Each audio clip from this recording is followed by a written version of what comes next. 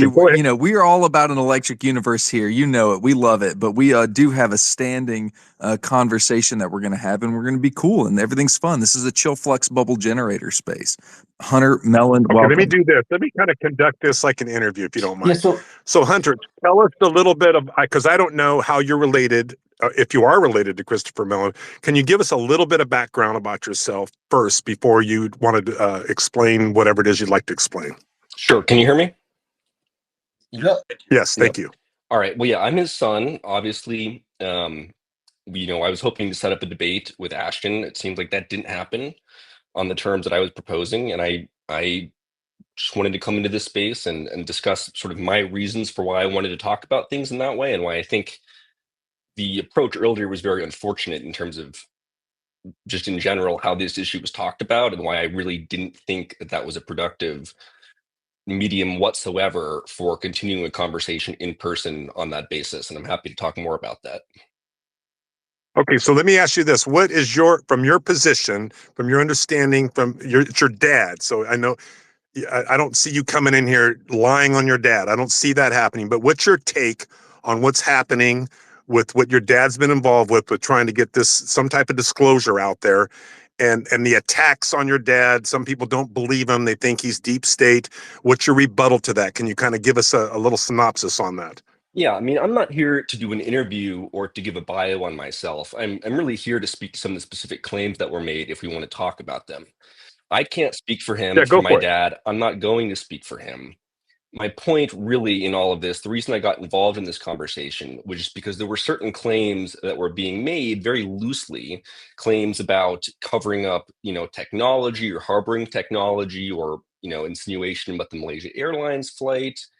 And obviously they're not true, but they're not even being asserted with evidence. And when I tried to discuss them, they're sort of being taken back as, oh, I didn't really mean that. And it doesn't matter. But the point is just that the pattern of behavior, I think, of going out there and just making attacks on people and not wanting to talk about them clearly or debate the specific issue, is just not a productive way about going about things. And so really I was referencing the claim that Ashton was making earlier, specifically the insinuations about, covering up that flight incident or the technology. And there was no substantiation for any of that. And I don't think he has any now.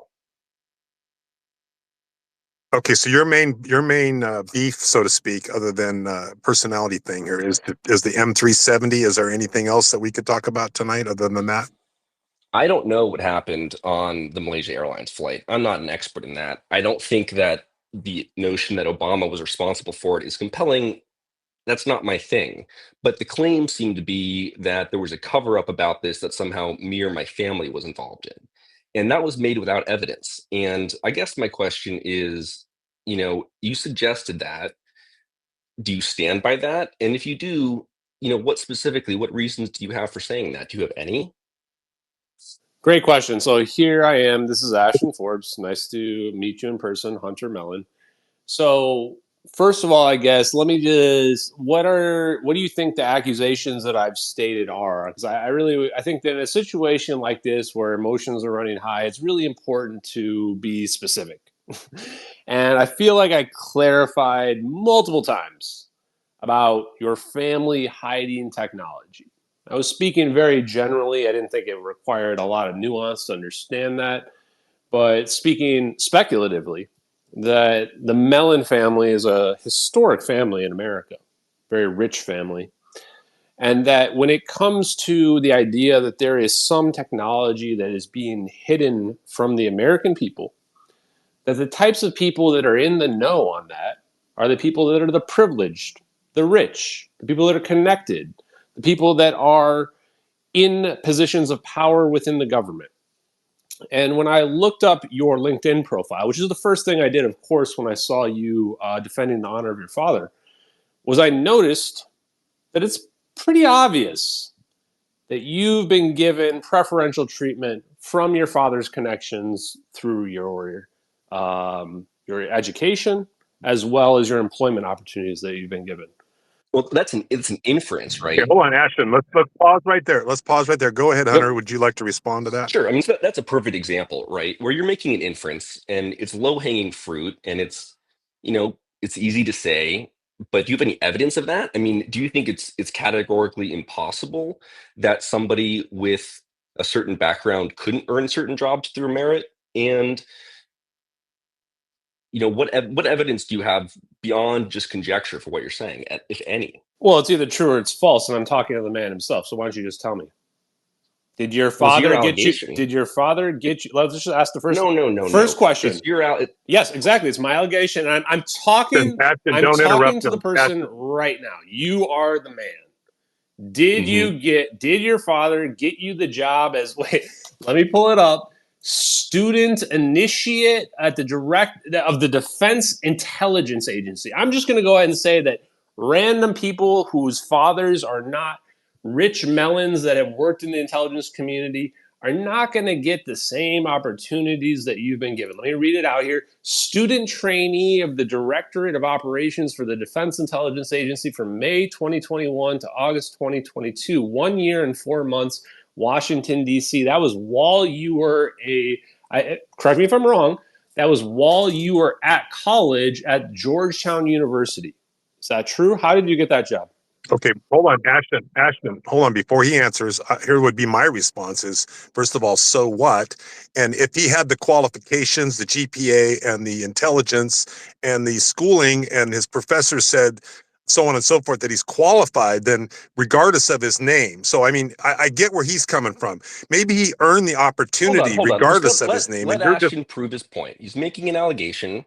He's right now he's providing inferences. He's trying to make me prove the negative and prove somehow that okay, I go got ahead, this. Ashton. Continue on I'm then. not Let's trying to just prove let me anything. hear I'm it literally out. just asking you, what's your view? No. You're This not is just how we asking me. address this. This is how we address claims, right? Like, I address the person firsthand. No, we don't just Go address ahead. any claim that people make. People make claims, they provide evidence for them, and if it's an issue or you want to respond to them, you can.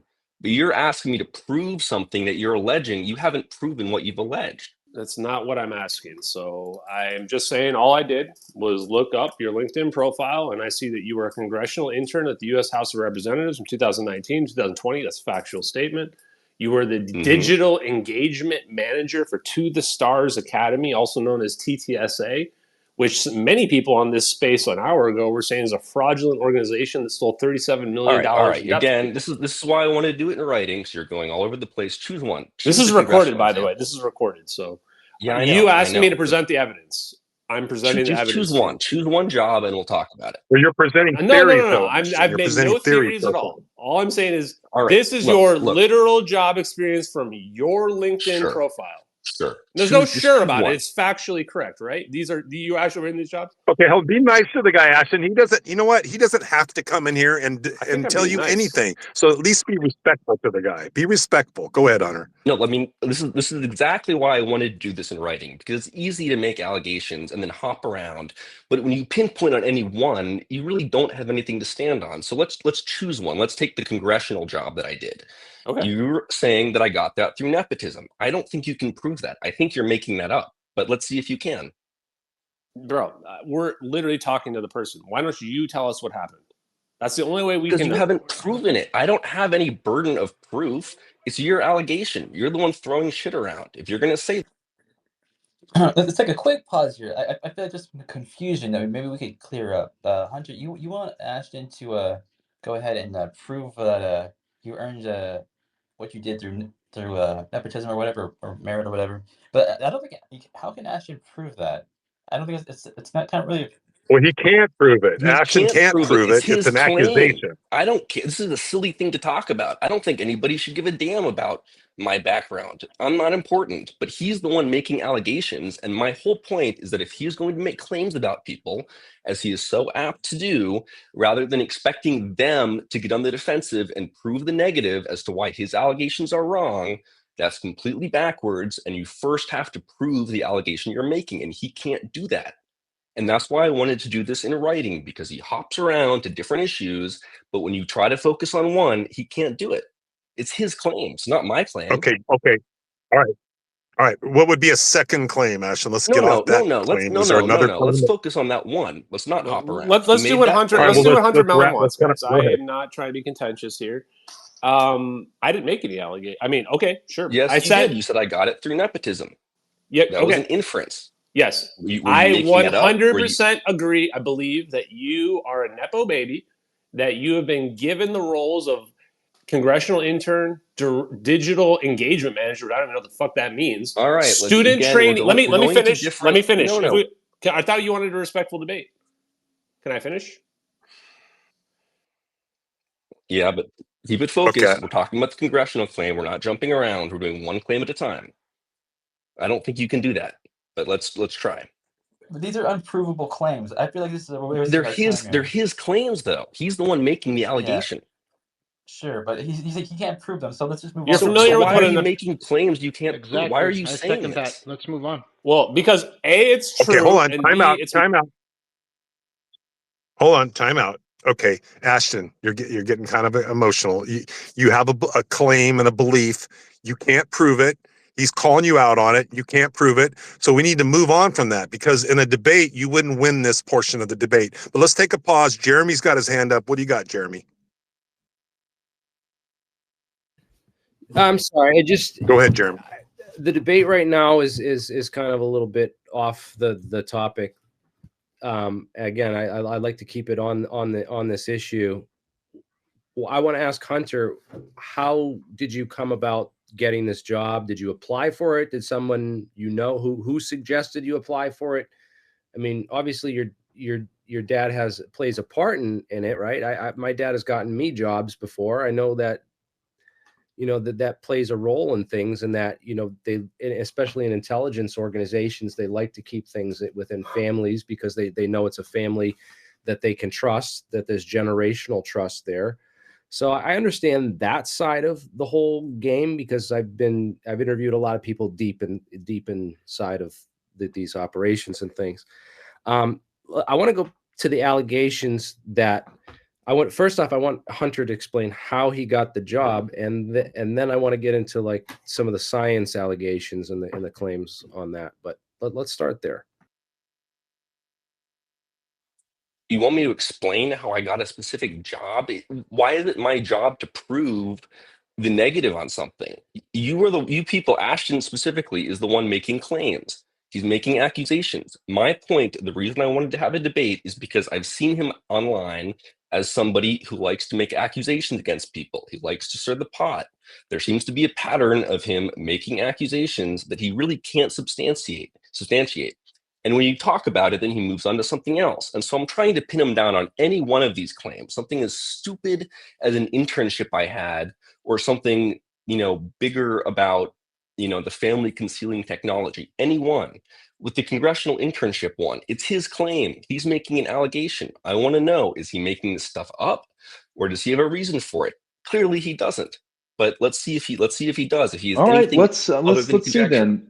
And we're going to give you right back to Hunter. Let's clear the field. This is clearly a contention between two people.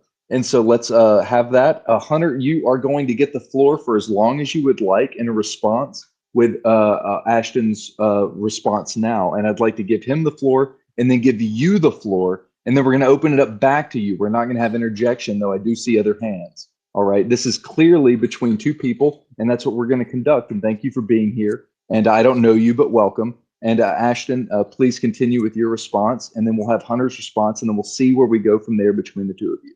Fair? So, yeah, I've listened to Hunter here. My view is he's clearly dodging the issue. Jeremy Reese just asked him a very reasonable question for him to give his opinion on how he found these jobs. I think that all people out there who have had a normal job know that nepotism is a real thing, and that it's not about what you know, it's about who you know. I literally just listed off Hunter Mellon's career while he was as a student, by the way. And all I did was list those things off. That's my evidence. My opinion is, and I'm going to double down on it right now, Hunter Mellon is a Nepo baby that doesn't deserve a goddamn thing that he's been fed his whole life. He doesn't deserve to be in Harvard. He doesn't deserve to be at Harvard Law. He didn't deserve to be a DIA student, whatever bullshit he was. He didn't deserve to be a congressional aide. His daddy got him all these jobs, and he doesn't want to admit to it. There, because this is I don't want this is turning into an attack, and I want to hear Hunter's qualifications because he's new to me. I've never heard of this. I didn't even know that he existed in the TTSA framework, and thought I knew a lot about that and some of the inside scoop on things there. But I want to hear more inside information from him, because the more we attack Hunter, he's just going to put up walls. And yes, and let's do have a back and forth here. Outside the wall. I want to get behind the wall. Yeah, so we did have a one mention, and then Hunter, please do respond, though. It does look like Ashton is maybe cycling because he can't hear.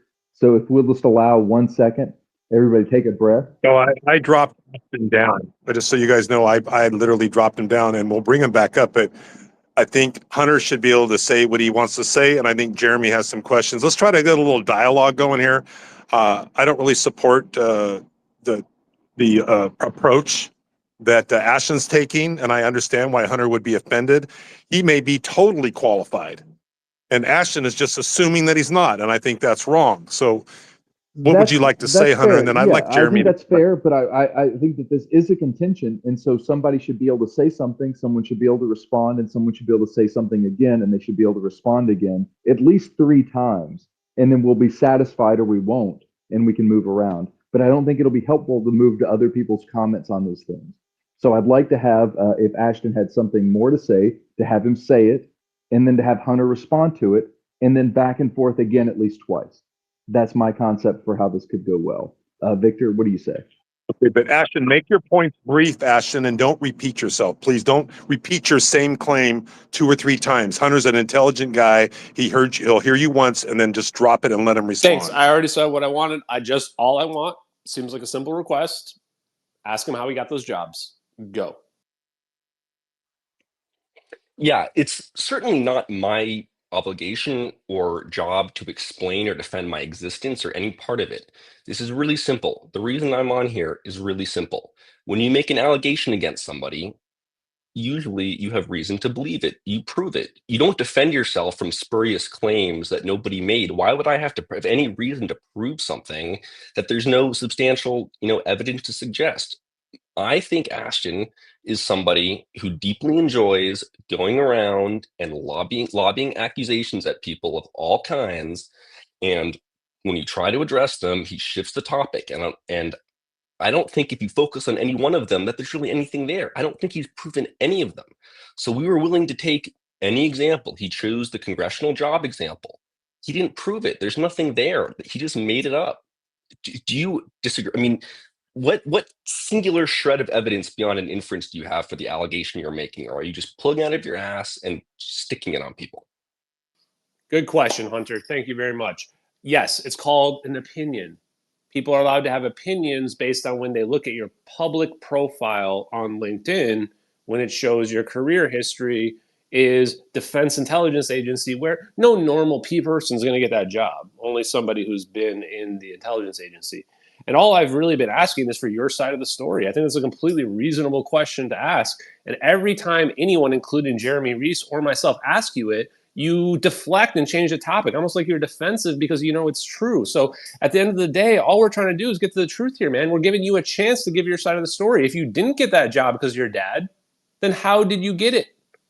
If you think that I'm making up lies about you or whatever other bullshit, you think that I get off on the idea of making up lies about people about your dad, then okay, go ahead and prove me wrong. Now is your chance. Now is your chance to say that you think that Ashton Forbes enjoys making up lies about you. Go ahead and prove me wrong. Go. Okay, so you're saying it's an opinion. It's not something that you know. It's just something that you're making up. And generally, as always, something asserted without evidence can be dismissed without evidence. I don't have to provide evidence to prove you wrong because you haven't proven anything. There's nothing there to go against. For you, Hunter, let me rephrase it for you more specifically. I want to know, when did you graduate high school, and what did you get on your language and math on your SAT? It's a totally inappropriate question. I mean, why are you entitled to that information? Because Why I are you know for a dodging fact information? the application for Harvard, if you go look up the application for Harvard right now, one of the main questions on there right at the end is if you have any family members that went to Harvard, and that greatly affects your application Yeah, I to don't. get I into don't. Harvard. I'll tell you So, that. I don't have any who went to Harvard. so you're the first of your family and generation that went to Harvard, and you got accepted. And let me just point in, the average SAT score composite for Harvard is 1550. A perfect score is 1600. Hunter, what did you get? I'm not going to share my scores. It's just Why? personal. Why would Why I? are you not going to Why? share it? Because I it's got a personal 1400 on my information. SATs. I got. Good for I'm going you. to share it. I'm going to share it. I got 800 on the math SAT, and I got Good for 600 on the you. verbal. Good for you. This is not how any of Why are this you works. afraid? Why are you afraid of telling us just basic information? Who All right, else? we can consider are. this Why? a contentious point. One person wanted to is charged nepotism, and the charge has been responded with. I don't have to talk about it. So No, the charge is it's just not how it's just a witch hunt, because before someone responds to something, you prove your case. You haven't proven it. It's just a claim. There's no evidence. Well, then why are you here? Yeah. I want his case. Because you're making allegations, and my point is you don't have What evidence for any of them. Honestly, I'm going to be perfectly honest with you, Hunter. Like, you're not doing yourself any favors here. The more you dodge this, like, the worse it looks for you. Because I'm people are not saying, on trial. let me just finish. Like, this is the thing. You're not. You're right. This is not a court trial. That's why we don't have the standard of I have to prove anything. I'm literally right. just giving you my opinion. And you know how many people tell me on a daily basis they think I'm CIA or other shit like that? Happens all the time for me. And I don't go crying about it, saying that they need to prove that the allegations are true. Of course not, because people are entitled to their own opinions. Of We're course you're saying entitled to your that you opinion. are Of a course you Nepo are. baby. You are a fucking Nepo baby. It's obvious to anyone that looks at come on. your profile. This is not about The the attack. question is, what is your response? How did you get those? My response is you haven't proved Okay, anything, we're so I have nothing to say. It's not interesting. It's not. You haven't proven anything. You just made an allegation. okay, Hunter. This is my opinion, and I've known Ashton a hell of a lot longer than I've known you, which is about 10 minutes. You win this debate because you're correct.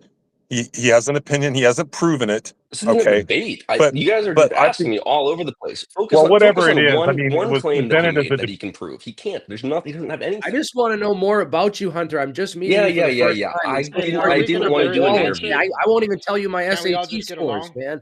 Like, come on, open up with us. can you let us know a little bit about yourself, Hunter? I mean, This just was a little not bit. the We premise for really doing an we interview. would like to know a guy like you. You would be a cool guy to have in our community. You can Great. actually help us. I Great. really believe a guy like you we can learn from. I'm Sure. serious. Okay. Does I'm dead Ashton have serious. any claims that he made that he can prove, or were these just spurious allegations that he pulled out of his ass? Okay, I do have claims I can prove. Let's change the subject. So let's The start. claim that I'm with going the to first make is one. the United States government knows 100%, no doubt, 0% chance they don't know, that they know exactly what happened to Malaysian Airlines Flight 370, disappeared 10 years ago without a trace, has never been found. We have a spy surveillance satellite network that maps the whole globe 24/7 in infrared. It's called the Space-Based Infrared System. We also have the sound surveillance system called SOSUS that can hear a pin drop anywhere in the ocean. Your father is an intelligence asset who worked for the Bush administration and the Clinton administration that 100% would know that these assets exist. In fact, I am about to clip him talking to Chris Como saying that he knows that DNI Radcliffe knows that we have satellite surveillance of UFOs. Just 3 weeks ago, it was admitted by two different sources that we have full motion video satellite, color satellite video of UFO phenomenon happening. Your father fucking knows exactly what happened to MH370. He's a piece of shit liar. Your response.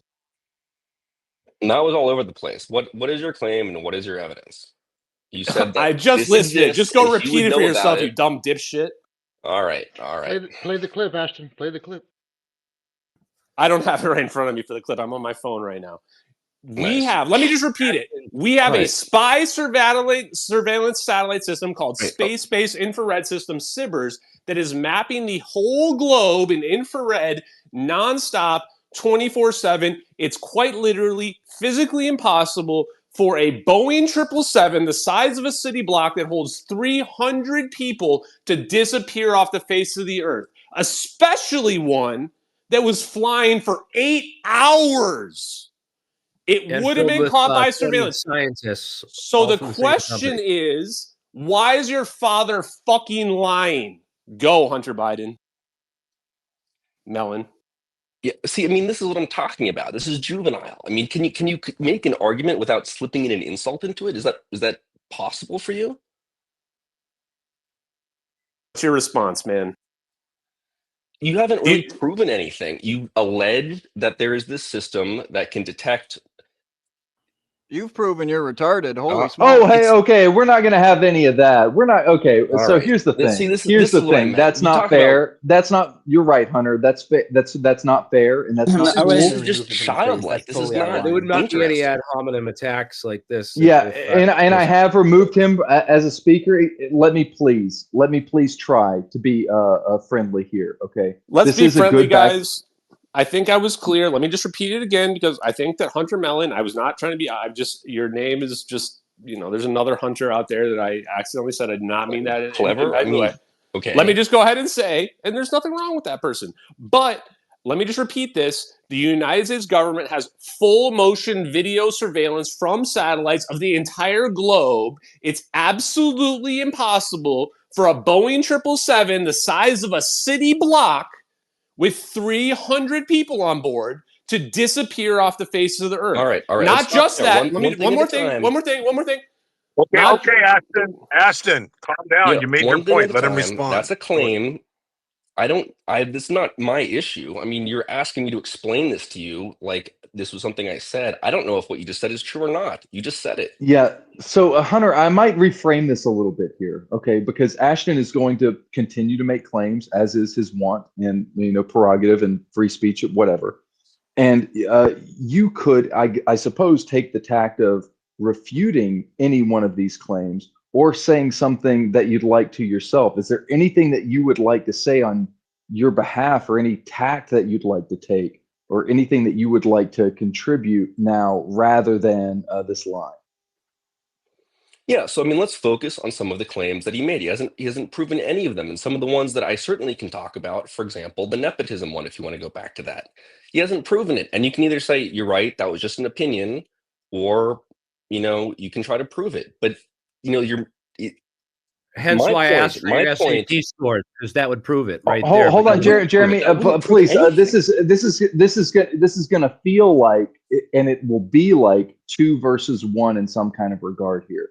And this isn't really fair to a back and forth. I'm just trying to facilitate 2 people talking right now as a focus. I want the spotlight to be on both of you, and I want you to have equal footing. Sincerely, Hunter, I don't know you. Ashton, I know you a little bit. Hunter, would you please respond as much as you would like to, and then we'll go to Ashton and we'll try and have a back and forth here. And please, no one else interrupt here. We'll talk more later. I love everybody. Welcome. Sure. Well, what am I responding to? Is his claim about the airlines flight? If that's what you would like, take the floor for what you will at the moment. Okay, please. Well, all right. Let me just explain why I came onto this, which seems to have been a mistake because it's devolved very quickly into name calling. My point was this simple. Ashton has been going around making accusations, and when you challenge him on them, he either says that it's not really what he meant or he deflects to something else. And I wanted to have a debate. He wanted to have a debate. He was calling people names on any one of those points and really dig into it. And he didn't want to do that. And so Nice. Can we do that at the moment? What debate would you like to dig into? And I would be happy to moderate. And please excuse a little bit of forum confusion here, but we can go deep. What would you like to talk about in debate and deep? Sure. So let's start with this one. So you suggested, and you kind of walked this back later, but you kind of danced around the topic, suggesting that my family was in possession of or concealing some sort of advanced technology. Do you stand by that? Is that what you meant, or were you just saying that? Well, for the people who have been on Great. this, May I please say that let's have Ashton respond, and then we're going to have Hunter. I want you to respond directly, and we're not going to have anybody else. Excuse me, please. Just in the future, it's only going to be Ashton and Hunter communicating back and forth shortly. Okay. And we can have open discussion later, please. Ashton, yes. Do I believe the Mellon family is in possession of information about technology that is being suppressed from the United States people? Yes, 100%. I do believe that. That's my opinion. Absolutely. Do I believe that Hunter Mellon has a free energy device in his bedroom? No, absolutely not. I don't believe he does. I think my personal opinion is that he's a fucking idiot and he doesn't know shit about science or physics or anything about classified information. All right. Yes. I think this is bullshit. I really think this is bullshit. I mean, honestly, Victor, Ashton, Victor, chill out, brother. You can make a lot of people might. You need to chill out. because people are talking about getting rid of you. No, this is bullshit. I mean, a guy like Hunter, if I was him, I'd be taking the same position. We ideally we'd like to have a conversation with him and maybe learn some things. But if we continue to let Ashton just pummel him with these accusations that he has no evidence of, doesn't matter whether he's right or not. I don't like the way he's going about this. I think it's rude. Yeah, I mean, it's unprofessional. And it's kind of like a fucking. He's just throwing shit and hoping some of it sticks. He's autistic. I concur with Victor. I have something to add because TTSA did say that they had alien technology and they were going to build a craft, and they did take 37 million in investors' money for that. So, what is going on currently with TTSA's, pursuit of this terahertz waveguide technology that makes anti-grav? What's going on with that? What do you know? Yeah. So again, I can't speak for them. That's not why I'm here. I'm here to make the simple point that Ashton was making a bunch of claims which were silly and somewhat offensive, and I don't think he can really stand by any of them. And he's jumped around to different ones, and he hasn't, he keeps changing it. He keeps saying it's not really what I meant, or I meant it in this more vague sense. And it seems like he's just saying stuff carelessly, and he's not really thinking about what he's saying. It's just not impressive. All right. Well, I think probably everybody in this room agrees with you. I think that what we'll have to do is we'll have to disengage this because we no longer have Ashton in the space, and it's no longer an equal symmetry to discuss No, but we should let Hunter. We should try to politely and encourage Hunter. Is there anything that he'd be willing to talk with us, even like the weather, anything other than Ashton's attacks on him? I would like to learn from this guy. I think he can teach us some things, and maybe we can understand things about him that we don't know. I mean, let's be fair about it. Let's try to get to know each other like we do with anybody else. Hold on, guys. Hold on. I want to know. Shut the fuck up. Shut the fuck up, Victor. I want you guys to remove Victor from the space right now, or I'm done. Remove Victor from the space, or I'm done. I'm not dealing with people removing me while I'm in the middle of a debate. Get rid of this piece. No, he doesn't get that. Yeah, hold on here. We can't be just cutting people off here. This has bothered me as well. I have not done this, and I don't think that we can interrupt or we can mute, but removing someone. All right, I won't do it again, but I just think that you guys, if you really want to run good spaces and you want to get quality people in here, I'm not trying to look. This is a serious engagement, and the allegations are serious. Do you listen to how he talks? He's like a child. I understand, and I would like to continue without any insults. I'm not against moderation. I hope that I've expressed that, but we also cannot just be getting rid of people. And I'm trying to moderate something that could happen rather than something that can't happen. All right. So I won't do it again. One second. Let me just say one thing. Can I say one thing? Please, I would like to give you the floor. This challenge, this is precisely the concern that I had. This is exactly why I proposed having a debate in the format that I proposed, because I don't think he can handle that. I think that if you try to have it in a spaces conversation, which is what I was trying to avoid the whole evening, it's going to descend into this kind of crap. And I proposed a format where ideas could be articulated and he could defend his point and he could make it, and he couldn't do that. He backed down. It's not. Well, I tell you what, let's call it this way then. I would like to try and move forward in this particular moment to have that. Barring that, we cannot. Say we can't. This is not going to happen. Something else is out of my control. I'm only a lowly co-host.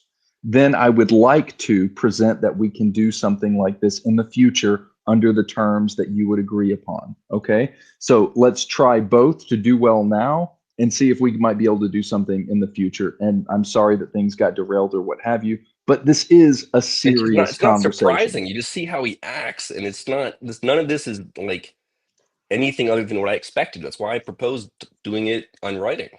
I point taken. I would like to moderate differently, and I will try to better at present or in the future. But at the moment, it seems like maybe there's not anything else that you would like to add, Hunter. But if there is regarding this phenomenon, etc., we are a generally accepting community, and we are interested in truth seeking as a process, even though it is a little deranged from time to time, as a public forum can be. Sure. All right. Well, look, I am not claiming to know everything. I'm not the one making bold claims about this. This isn't even really my issue. I write about it sometimes. I talk about it.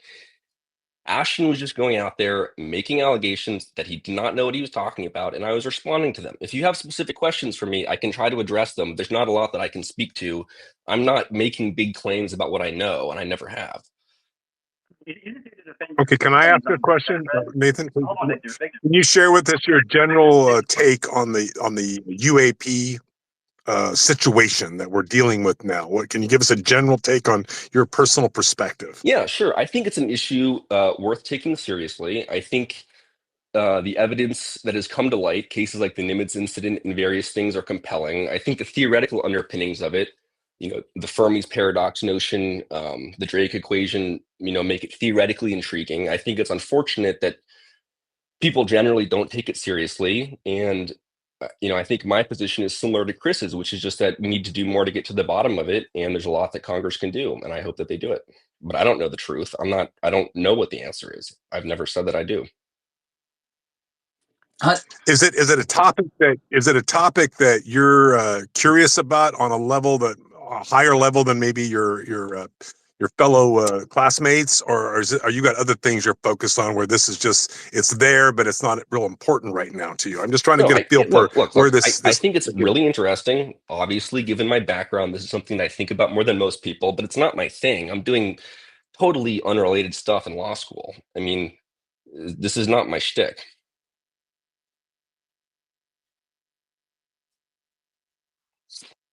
Do you understand why people are passionate about this? I mean, have you gotten to enough information where you could see why certain people are really passionate about this? And I get that. I mean, I sympathize with that. I think it's really interesting, and I think the question itself, is a profound one. So yeah, of course I get it. I definitely. We got Fred Rogers, who's got very intelligent and good questions. Fred, what do you got for Mr. Yes. Thank you very much for joining us tonight, Hunter. I appreciate having you here, and thank you to my constituents and to all the members of the council for having this opportunity to speak this evening. My question would be, I would like to ask Hunter what his thoughts are on what could possibly be happening right now with these drone or UAP, whatever they are, excursions over Langley, different bases, and over New Jersey over the past week. Yeah, I mean, again, I'm not an expert on this. That's not what I've been focusing on. I don't claim to have any special information. The videos that I've looked at, that I've seen, to me look like planes. Maybe they're not. I don't really know. But I also sometimes think that when there's smoke, there's fire. And, perhaps it's just mass psychosis. But I think it's something, it seems like the FBI is looking into it. I'm curious to see what comes of it. But it's not, again, like, this is not really my thing. Right. Your So dad anyway, doesn't so have just here to, technology, and you're not hiding all the technology from us, right? You're just as stupid as the rest of us trying to figure this shit out. Yeah, right? if not more so. Yes. Yes. Characterized. We're all in the dark, so to speak. Well, he's not. I don't think stupid is a No, fair word. that's He what might I was. be I'm I just was quoting trying to. Ashton. Yeah, no, Yeah, no, I was kidding. trying to. I was trying to undermine that a little bit, Victor. I hope that everybody appreciated. I was trying to add levity, and that's not how we're addressing each other, etc. We do have. okay, so let's take a break real quick. Real quick, can you guys, you can hear me, right, Nathaniel? Yeah. Okay. Cool. So yeah, we have Ashton back in the space, right? Victor, do not kick Ashton again, or I'm going to remove you from the entire space. All right, fair enough. I'll back out. I just think that I told Hunter, I tweeted him, I told him we'd be fair. I gave him my word, Right. and I told him I'd back him, and that's what I'm trying to do right now. And if Ashton gets out of control, I'll just fucking leave. No big deal. I'm nobody, but I think we should treat him with respect. I agree. I don't give a shit what Ashton thinks. But yeah, removing him is not the answer, I don't think. So we got to figure this out. Yeah, can I speak in? First thing I want to do before we continue, remove. You got cut off that remove. But anyways, I was just saying, like, the answer is to not remove Victor or you or whatever. No, You no, gotta, no, like, no. The answer is remove Victor from the space immediately. He just said he doesn't matter. He went emotionally unstable and blocked me from the space or removed me from the speaker panel twice. I'm literally the main debater in this whole thing and the whole reason why it exists. Remove Victor from the space. I don't. But you're losing the debate, Ashton. I'm trying to Remove protect Victor you from right now this. because you're Shut the losing the fuck up. debate. Remove Victor from the space right now. Holy This is not hell. negotiable. What the fuck? You shut up.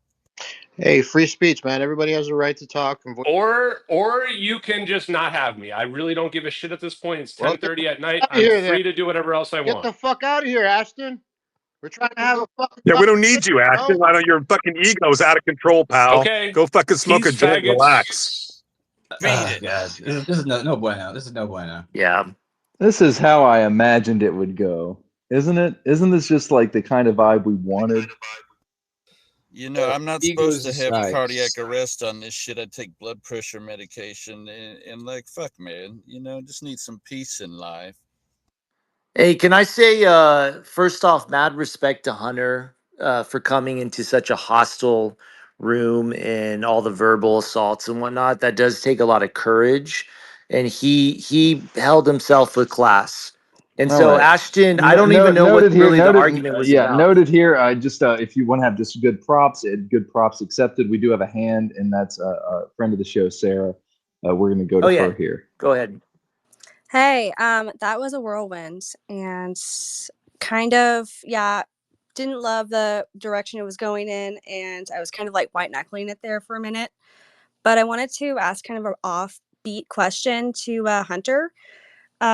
This is the first time I've heard you in a space before. And you have had a lot of interesting kind of, I'm going to bet you have had a really interesting life, even without the UFO stuff or the paranormal stuff. But I guess like a random question of mine I thought about, have you like ever seen a ghost or like grew up in like a haunted house or anything? No, I haven't, to be honest.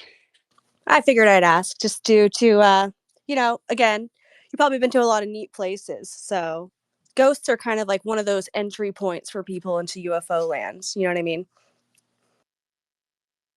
Yeah, I wonder, do you have any interest in UFOs there, Hunter?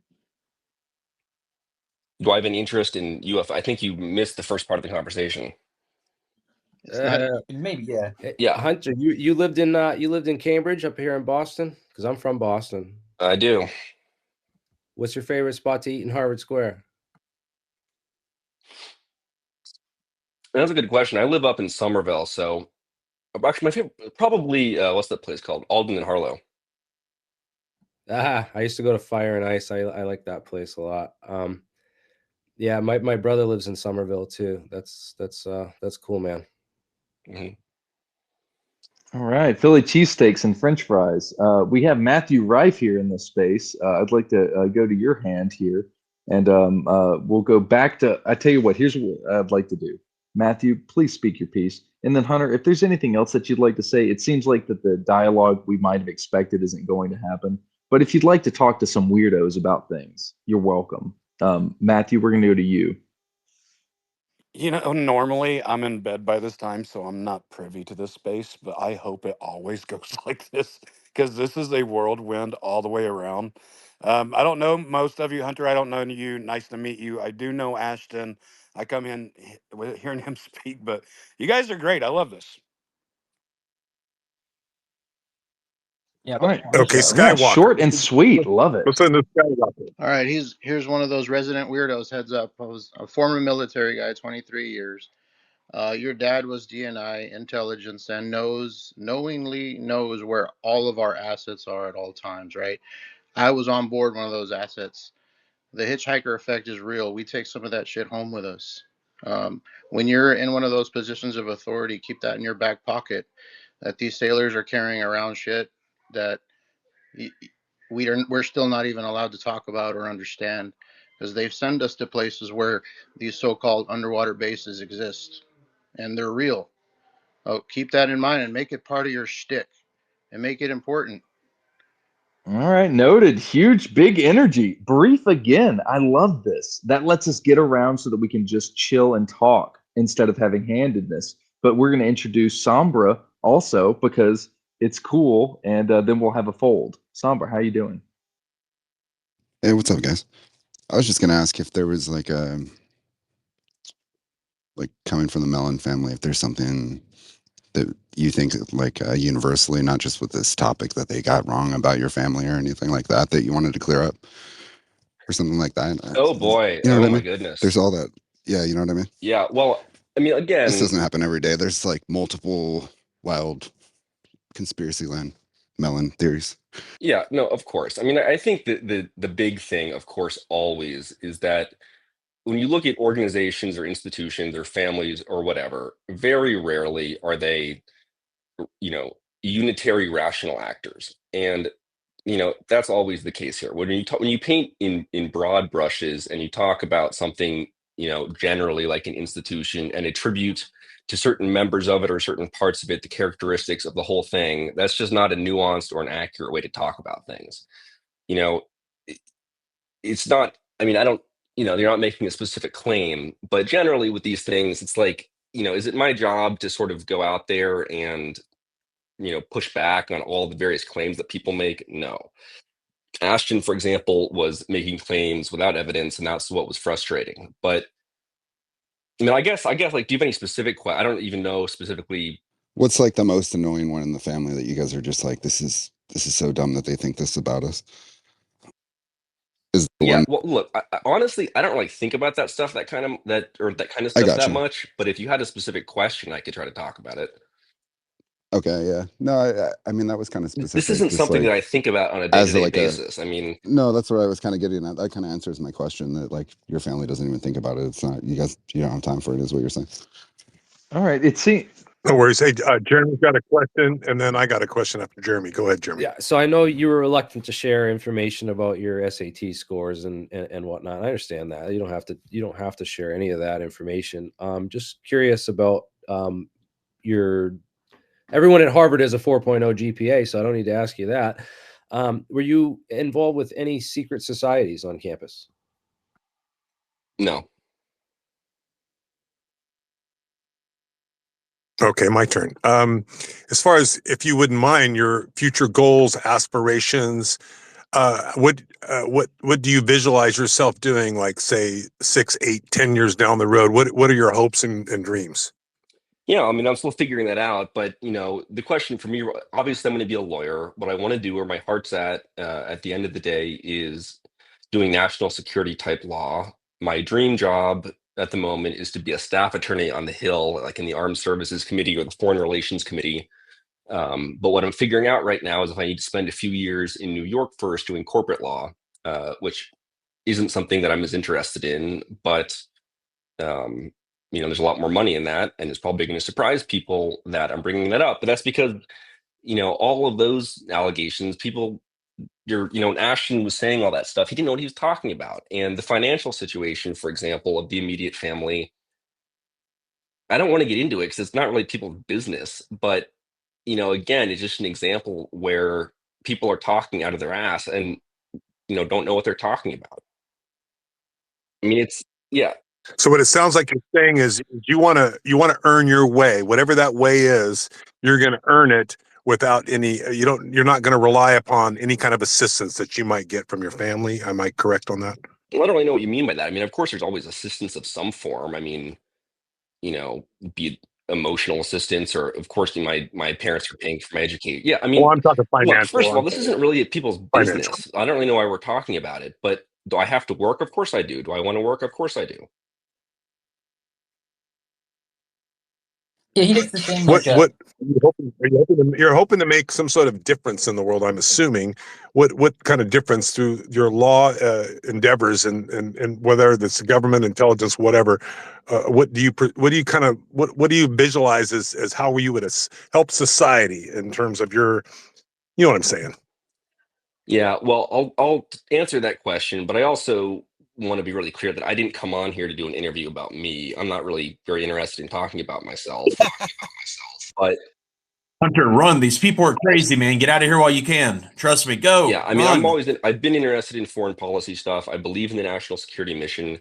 I've written about this before. Generally, I think the Western enterprise, NATO, the free world stands for something important. It's worth defending. I think the alternative from regimes like Russia and China and Iran and North Korea, their vision for the human condition is objectively worse. It's frightening. It's scary.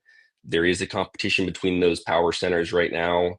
We have a moral responsibility to, participate in that competition. And, among other things, that's something that I hope to be a part of. But, it's not nobody should really care what I think. I'm not an important person, and I'm not saying that I am. Well, we do care. I'll tell you why we care. I'll tell you why I care. I'm a guy in my 60s. I'm going to guess you're in your 20s, whatever, and you are our future. People like yeah. I've been in here for 4 years. Nobody's ever asked me these questions. Like a pageant. Like, is he running in a pageant, like trying to be Miss Universe? I mean, he's just a person like everyone else. He wakes up, he ties his shoes. Yeah, I'm really not that dressed. interesting. But you're going to be doing interesting things in the future in all likelihood, and that's just a reasonable assumption. It's not an attack. I mean, and we would like a guy like that we can know that's kind of got our back, so to speak. You know what I mean? That's going to do the right thing for the people, and we're just hoping you're that guy. At least I am. Hey, Hunter, generally, I'm sorry you've been treated so disrespectfully here tonight. Thank Holy you for shit, coming. you're wasted election. Come back. All right. Seriously. Thank you. Hey, Hunter, yeah, I think so too, man. I appreciate you coming in and talking to us. And what do you think about us provoking Russia the way we're provoking them? Do you think that we're provoking them into using nuclear weapons so that we have a reason to attack them? I'm really not sure that I want to get into a foreign policy discussion. That's not why I'm Oh here. I yeah, have my Hunter. Hey, opinions. buddy. Yeah, I'll cover you. At this point, you're welcome. To just like walk away. Like there's not the fight maybe that was going to happen. Like we're a bunch of weirdos who believe in ancient technology and conspiracy. At corporate levels and anomalous features in the sky. I take offense to that. We're not all weirdos. Some of us are actually trying to learn. Oh, some Victor, shit. please come I mean, on. sir. Of course, that's true too. But at the same time, you have to indulge in a certain kind of non-status quo in order to be going down this path. This is not for normies, right? Agreed, Victor? Yeah, but we want our future leaders to have balls, and apparently Hunter's got balls, and I like that about Hunter. So I'm hoping he'll stick around and maybe he'll. I mean, it's kind of interesting to know somebody that would potentially be a leader in our future. I think you guys need to think about these things. Sure. Hold on, like I don't know.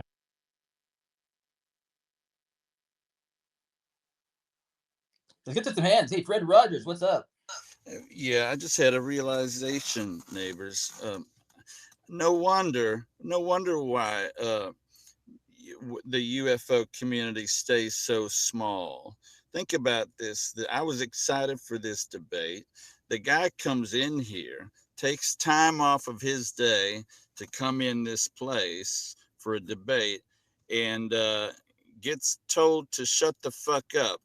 And like, oh, I mean, come on, like, there's a time and place for stuff. I'm perverted as they come, but when it comes to a debate, I think we need to stop it, Alex. Put that whiskey down. We need to conduct ourselves professionally with people for debates and conversation. And I appreciate Hunter for coming in. The CFR is great. I interned at Council of Foreign Relations 1992-94. I appreciate your tenacity and what you're doing. And I appreciate for coming in this weird fucking shithole. Well Jesus said, Christ. Fred. I can tell you the reason why we're interested in I think you, Hunter, I guess why we're I think the reason is because you're like the son of like Chris Mellon, who's like a major figurehead in this like whole like UFO movement currently, right? And which makes you like a part of that, which is interesting. You might have some like insights that maybe other people might not have, because you're so close with your father, so. Yeah, no, I mean, I get that, but my main takeaway that I hope people have for my contribution, in this space, is really just that, as unfortunate as this whole exchange was with him, I hope it's a little bit clear why I wanted to, if you wanted to debate, to have it in that format. And it's unfortunate that he couldn't, express himself differently. And I'm sorry that he couldn't. But I also hope people understand why it's aggravating and why it's offensive to be making personal accusations and, not being able to address them because you keep hopping around. I mean, I hope just on a human level, people can get that. It's just rude and it's not a good way to comport yourself. If you have problems with somebody, articulate them and stand by them. But I just hope if you look at the way that he went about this, that it's pretty clear that he was not acting in good faith. And I hope that speaks for itself. Well, you may already know this, Hunter, but I'm just going to state this as a fact that in social media, unfortunately, people can gain clicks, likes, fames, subscribers Of course, through kind of attack. And you know It's that's surprising. Ashton. I get it. Okay. Yeah, sure. And it's a fairly and it's a fairly boring conversation to talk about how bad the conversations can be. So is there some kind of maybe positive track we could get onto, because there is relevant and credible and substantial and scientific information out there. Maybe we could just change the environment a little bit here. We do have Matthew Rife. I mean, I'm talking about frequencies of healing, for goodness sakes. We have a lot of good material at hand for a brighter tomorrow. Maybe we could get into that. What say you all?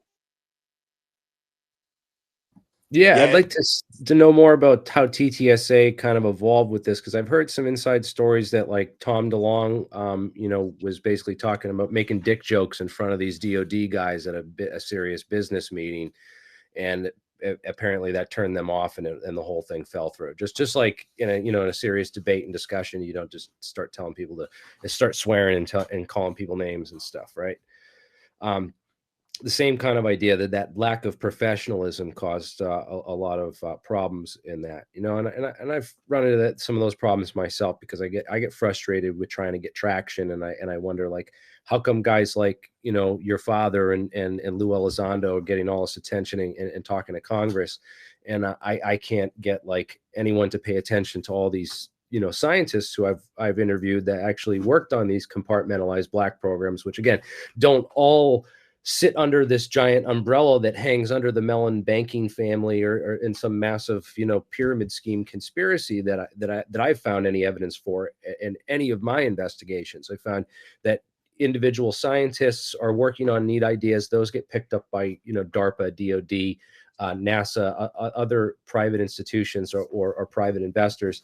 And it's everything sort of is kept compartmentalized, stovepiped, and separated from everything else in the intelligence community, and just the nature of organizing the structure of it so that for classification purposes and compartmentalization purposes.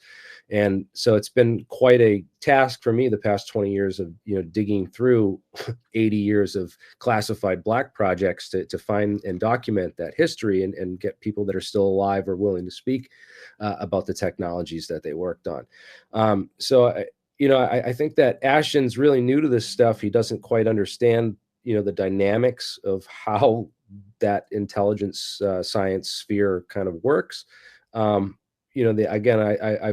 just new to this now, like looking into the allegations that Ashton's put forward. Basically alleging that, my question is though is that I'm a little bit puzzled by is that what happened to TTSA's science division, and why isn't more of the science being discussed at these congressional hearings and by people like Chris Mellon, when there's so much documented, like hard, evidence for that kind of stuff? Well, there's a couple of questions in there. I mean, I think really if I can speak to any of it, in terms of his focus, Chris's focus, his angle really has been on understanding how the bureaucracy works, having spent a lot of time there, and trying to use that knowledge to propose to Congress ways that they can organize things to sort of extract the information that's there and bring it to light. That's just what he talks about and what he speaks about. I don't think that he's been making claims one way or another about, I'm not sure what science you're referring to, but I'm also not sure what claims you're referring to, but I don't think he's just not his thing as much. That's why he hasn't talked about it. Yeah, I know. And then that's, I mean, so Hal Putoff was TTSA's science advisor, and they had a science division initially. It sort of got overshadowed by the entertainment division, it seems. I'm not sure. Do you have any insights into the inner management of how that evolved, or anything? I know you worked. What was your position again? You said you worked at for TTSA on their web, something to do with their website. Digital. Yeah, I just helped with some of their like media and copy stuff. I really can't and don't have the ability or the capacity to talk about the nuances of how that unfolded. It's not, I wasn't really there in those discussions or those conversations, and I haven't made claims about them. I haven't said that I can speak to them, and I can't. Was it good All vibes right. working there? What did you Was say? it like good vibes? Was everyone like chill and friendly and stuff? Like the work environment was cool? It was remote work, yeah. I mean, Okay, so I wasn't even there in person. I hear you. I wasn't doing a whole lot for them. It was just for one summer, as I think it says there on the LinkedIn. Okay, let me ask you this, Hunter. So when Christmas comes around, you guys get together and do all that, I assume. Is this a kind of conversation that you might bring up at a dinner? Say, oh, by the way, I was in this Twitter space and this one guy said this and this one guy said that, and what do you think, Dad? Can we talk about I mean, do you have those kind of conversations with your dad, or do you have an understanding that this classified information that don't ask, don't tell kind of stuff, you just don't bring it up? I mean, can you give us some insight on that?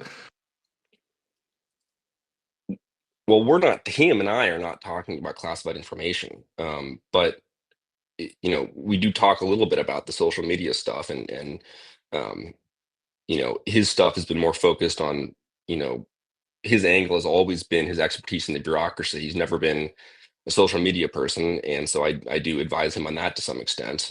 So we talk about that. I'm not specifically sure what your question is. No, I'm just wondering, will you guys have a conversation at the dinner table about this sort of stuff, or is this just not something that you would talk about, in a kind of dinner conversation? Well, what do you mean by this kind of stuff? Like this conversation we're having Well, now, I or mean, about about UAP stuff in general?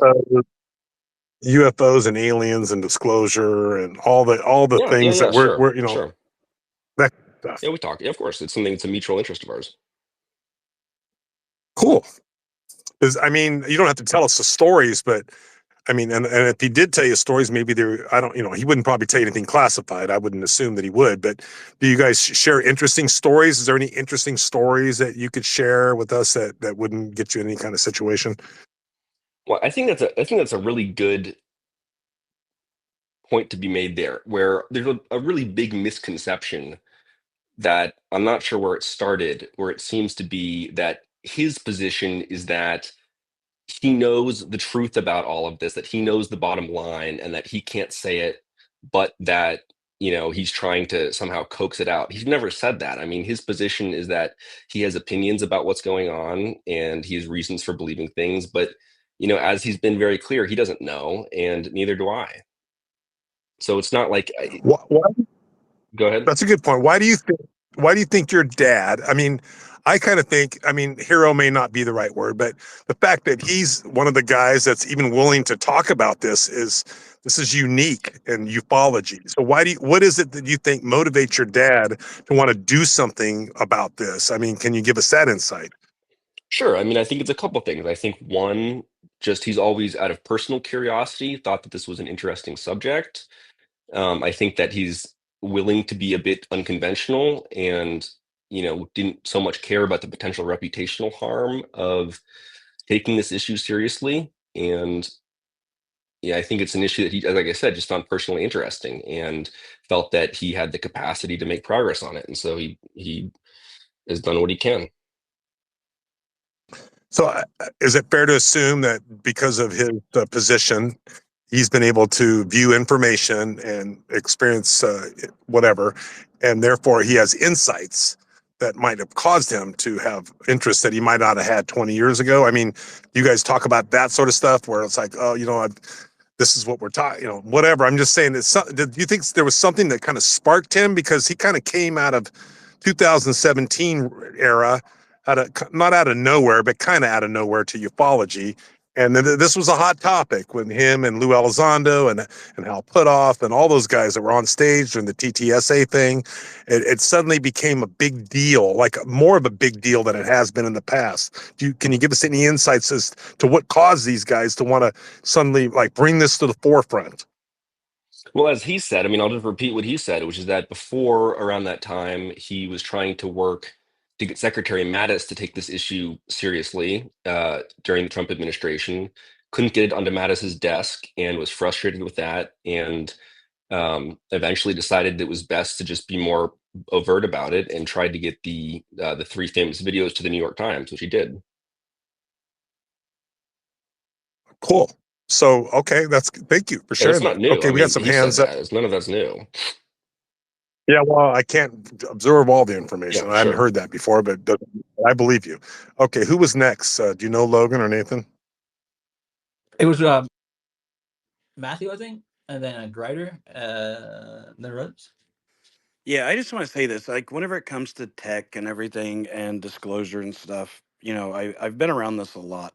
And, like, for example, last month I was sitting around a table with Bob Greenyer and some proteges of the guy who built the Thunderbolt generator. If you guys know what I'm talking about, I forget his name, but it was his friends.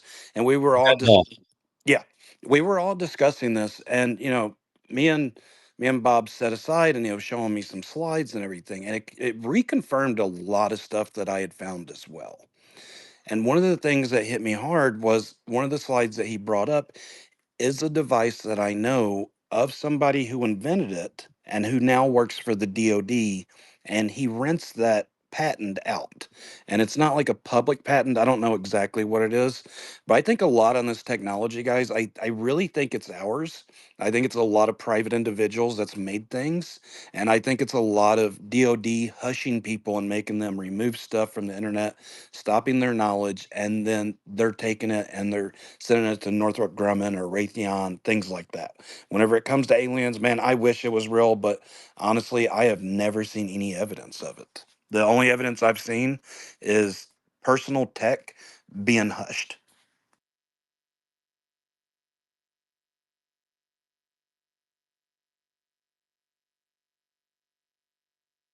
Okay, we got Grider and then Rose. Hey, so Hunter, what's your single best piece of evidence of the existence of extraterrestrial life? A video, photo, anything historical, present day, or it could be your dad's too. Like, yeah, just if I put you on the spot, like I guess I am right now, and you had to come up with one piece of evidence, yeah, do you have one?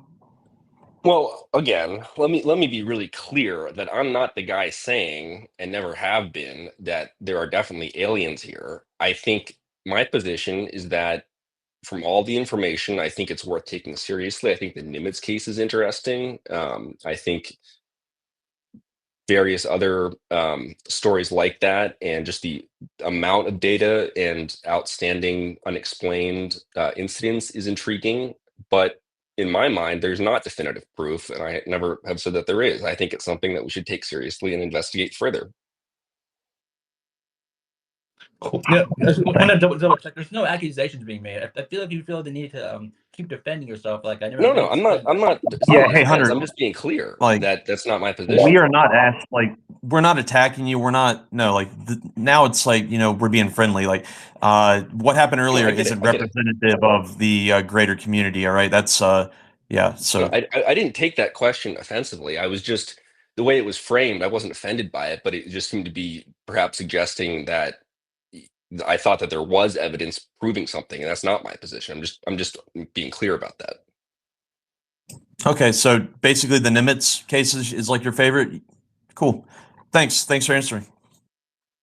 All right, Rose.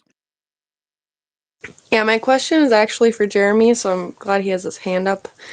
Shows he's here. So, yeah, I guess my question is, in your line of work or what you've done, have you ever come across just testimony from people who claim to be, in MK Ultra programming or CIA, and their stories with UFO? And if so, what's your take on that from people like that with those backgrounds?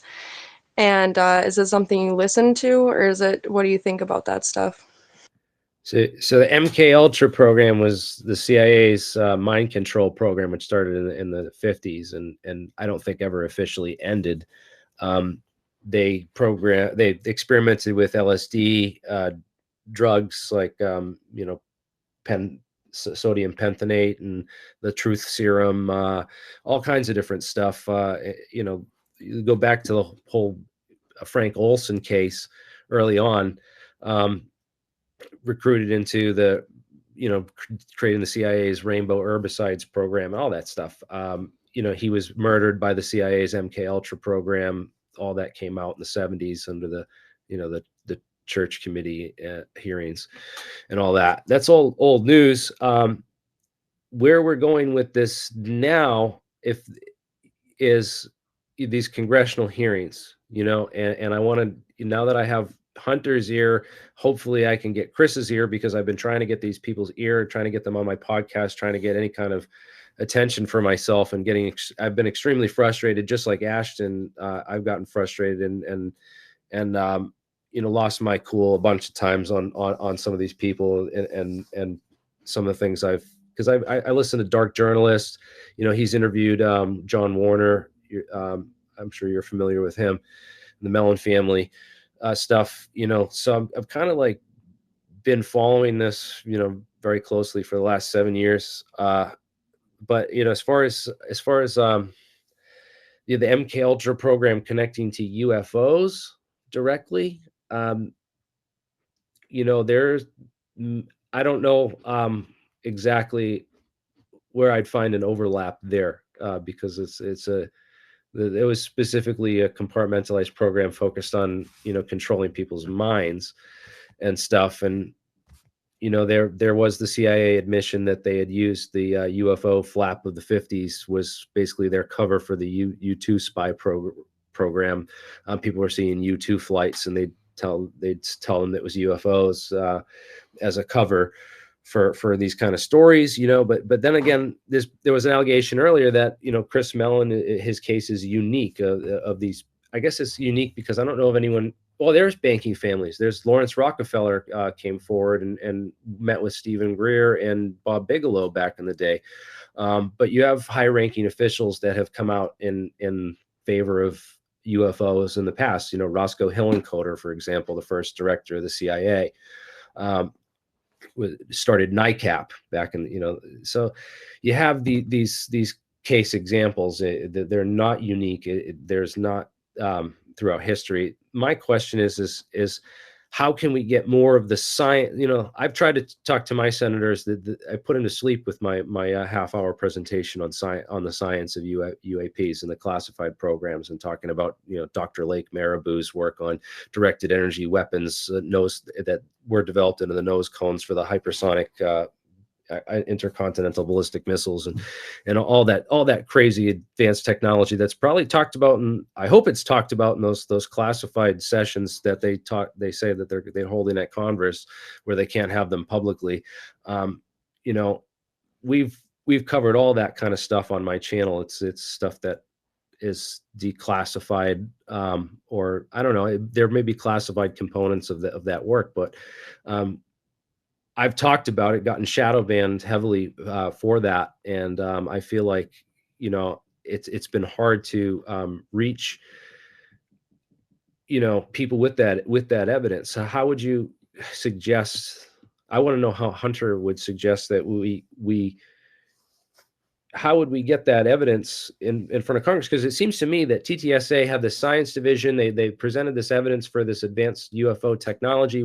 If we think these things are alien, there's obviously advanced technology on gravity and energy and propulsion that we don't currently know about with our physics. And there's problems with our physics. There's holes in quantum theory and string theory and all their mainstream physics currently.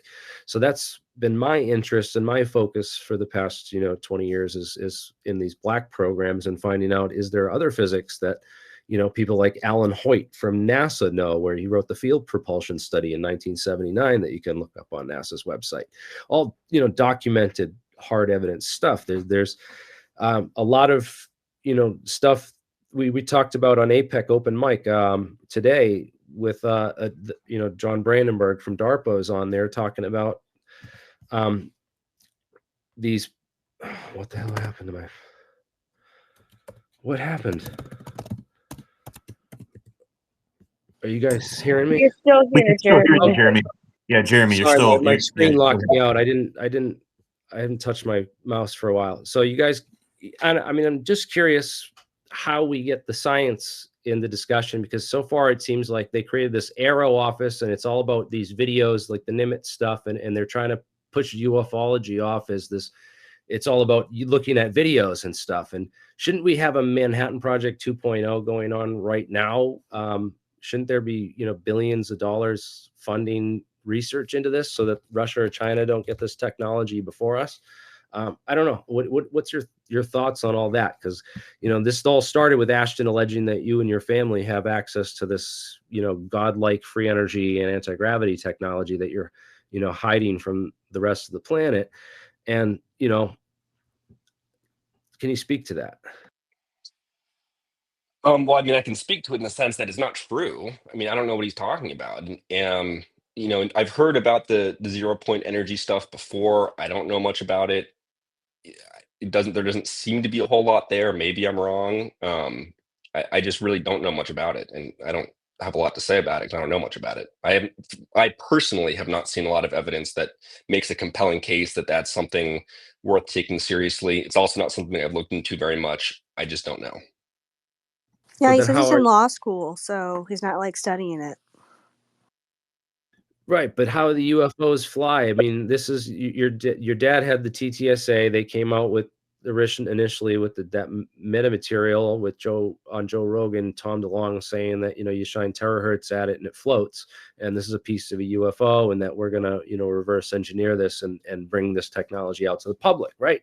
That was 5-6 years ago, and we're having these congressional hearings, and what are we presenting the congressional hearings and the Senate hearings? I mean, I was at the Senate hearing where they had to debunk the Mosul orb, and they wasted all this time on videos when we could have been talking about this technology and what are we doing about what is the Senate Select Intelligence Committee doing to investigate those technologies and whether there are actual physical applications. So I feel like this has all been pushed aside. They say, "Oh, this is for closed session, and we got to talk about this in SCIF, and we can't have this." They can't even talk about it even remotely at all in a public sphere, and that bothers me personally, because that's where all the nuts and that's where all the goods are, man, is in the science of this. If we can't prove this with science, then it's an illusion. Yeah, I mean, I really don't know a lot about that subject. My position is that, we don't really even know what these UAP are. Certainly don't know how they're being, the mechanism of them or their propulsion. I just don't know. It's not something that I can speak to. Let me jump in real quick. Hunter, do you think it would be a good idea, maybe if not you, somebody that could come into a community, a social media community that are asking a lot of questions, whether you want to call them, not you, but whether they want to refer to them as conspiracy theorists or whatever, kind of a liaison where we can kind of bridge the gap. I'm not saying you could be the guy, but maybe you could be the guy. Or maybe you don't want to be the guy, but what I'm trying to say is maybe suggest your dad, and he probably knows this already, that it would help him in his efforts if they had somebody that can come into our community that can kind of be a middleman and kind of answer something. Because I get it, your dad's not going to come in here. I get it. But you know what I'm saying? I mean, do you think that would be a good idea? Well, I mean, I think generally, healthy and positive discussion is a good thing, and debate's a good thing. I wish more people talked about this. I wish there was more room for debate. I think, I don't have any problem at all with people who disagree with me. There's a lot of people who disagree with me who I respect a lot. My real issue earlier was just my concern about, with that individual, a productive conversation not being able to happen. But yeah, I mean, that's why I'm here right now, because I think it is good to talk about things. And I don't have all the answers. I'm not claiming to, but I can talk about what I can talk about to the extent that people are interested.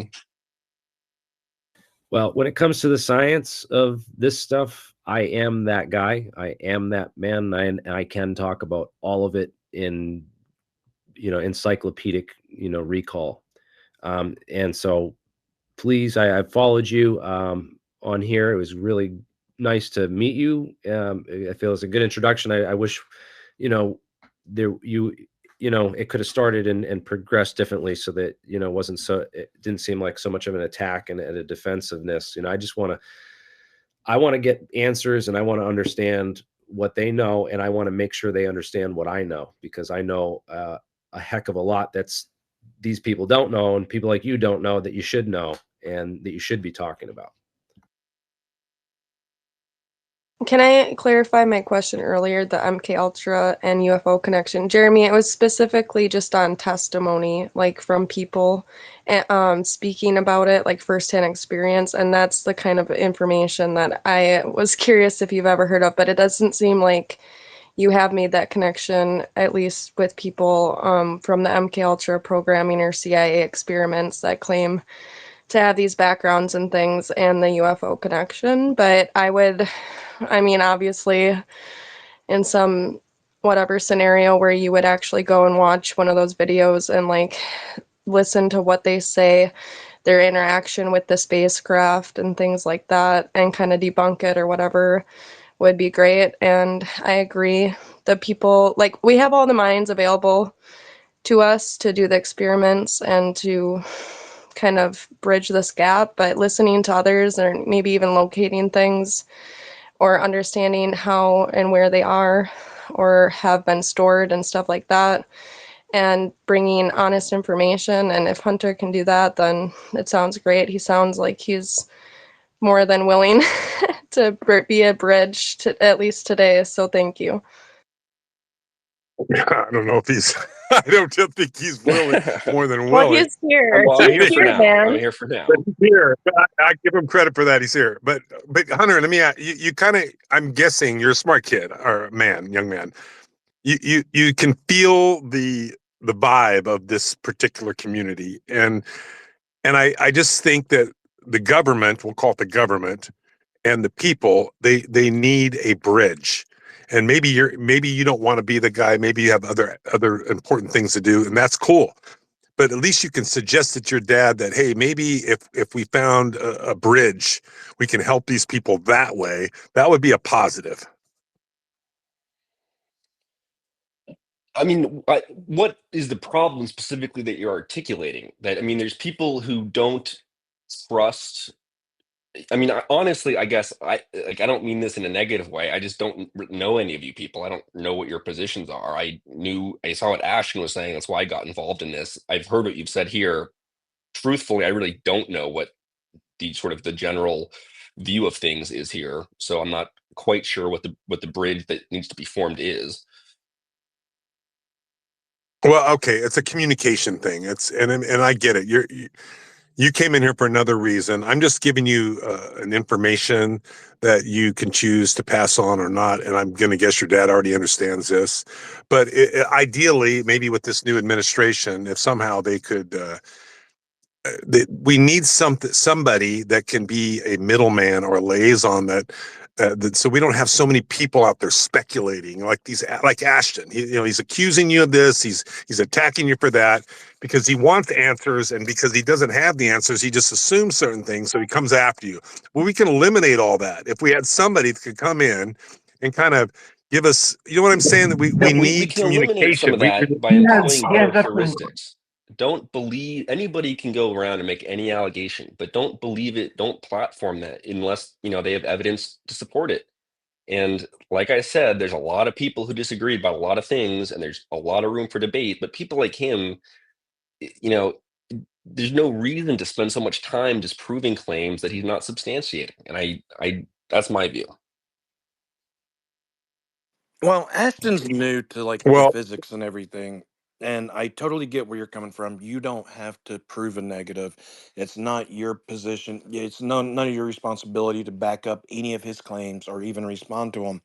But Ashton is learning physics, and Ashton does want truth, and I think that's the reason he gets so upset.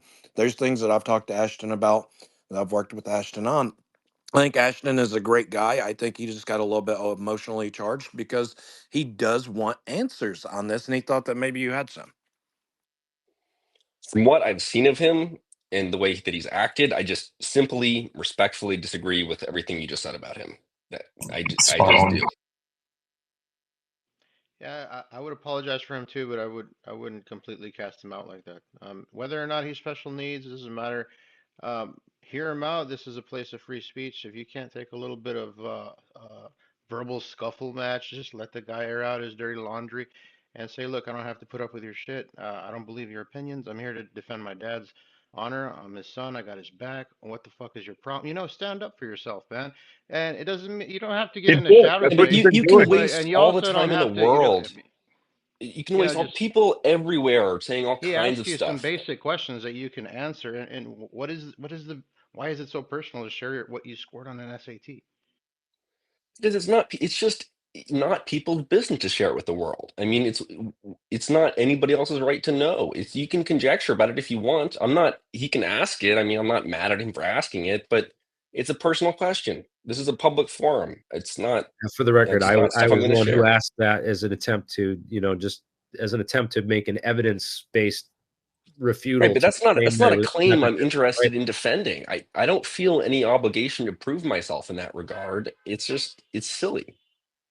If people want to Uh, make conclusions about how I got where I am, they can. Fine. It's just I'm not going to be disclosing personal information to try to satiate other people's curiosity about a personal question. I mean, That's fine. Yeah, that's you're not not that like super personal. I mean, it was not like we asked, for your address or your birthday or anything. It's It's fine. You can ask. I'm not mad. I'm not going to share it, and I don't feel a need to. so you any fraternities at Harvard? I'm a law student. I'm in the grad school. There's no fraternities No for grad fraternities. So students. you just went to there for graduates. Where'd you go to undergrad? Georgetown. Georgetown. That's right. Okay. And yeah, so you don't know anything. You've never heard anything about like the deep science of this stuff before. You're not like you have no background. Your family doesn't have like a deep background in the deep science of anything, right? No one. What do you mean? What are you talking about You specifically? don't What do have you any mean by deep physicists science? in your family, right? No one that worked for black projects in science in your family, is there? That you know In of? my immediate family? Right. Anyone you know of? Any you have an uncle that works at Lockheed? I mean, anyone? No, and I don't think so. No. So your assumption's fair. I mean, and I So think I mean, he's making assumptions about everything without a strong position on a lot of it. But my whole thing is just my only defense of any of this is the whole issue I have with TTSA's science division and what they promised us versus what they delivered on, and the fact that I've been delivering on all of that information right from the horse's mouth, interviewing the scientists who worked on it for Boeing and these corporations, the Area 51, whatnot. And nobody's paying me any mind or attention. And these people won't give me the time of day. And they blacklisted me like, I'm a nobody. And in fact, Elizondo and his hate group have like gone after me and defamed me and like smeared me on the internet. So I'm just curious about it seems to me like there's a cover up of the science going on and that, TTSA was involved in it. So you don't think Well, first of all, you're not going to hear me saying anything defending TTSA, their approach, their science program. I haven't said that. I'm not going to. But in terms of your stuff, again, I don't mean this in a rude way. I just don't know who you are or your claims. I can't really speak to that.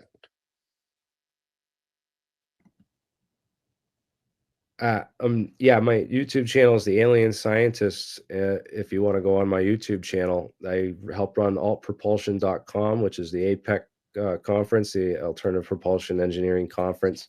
We've gotten NASA, DARPA people to disclose and declassify all kinds of real science on this stuff, and I've been doing that work for since 2004 when I got into this, so 20 years now.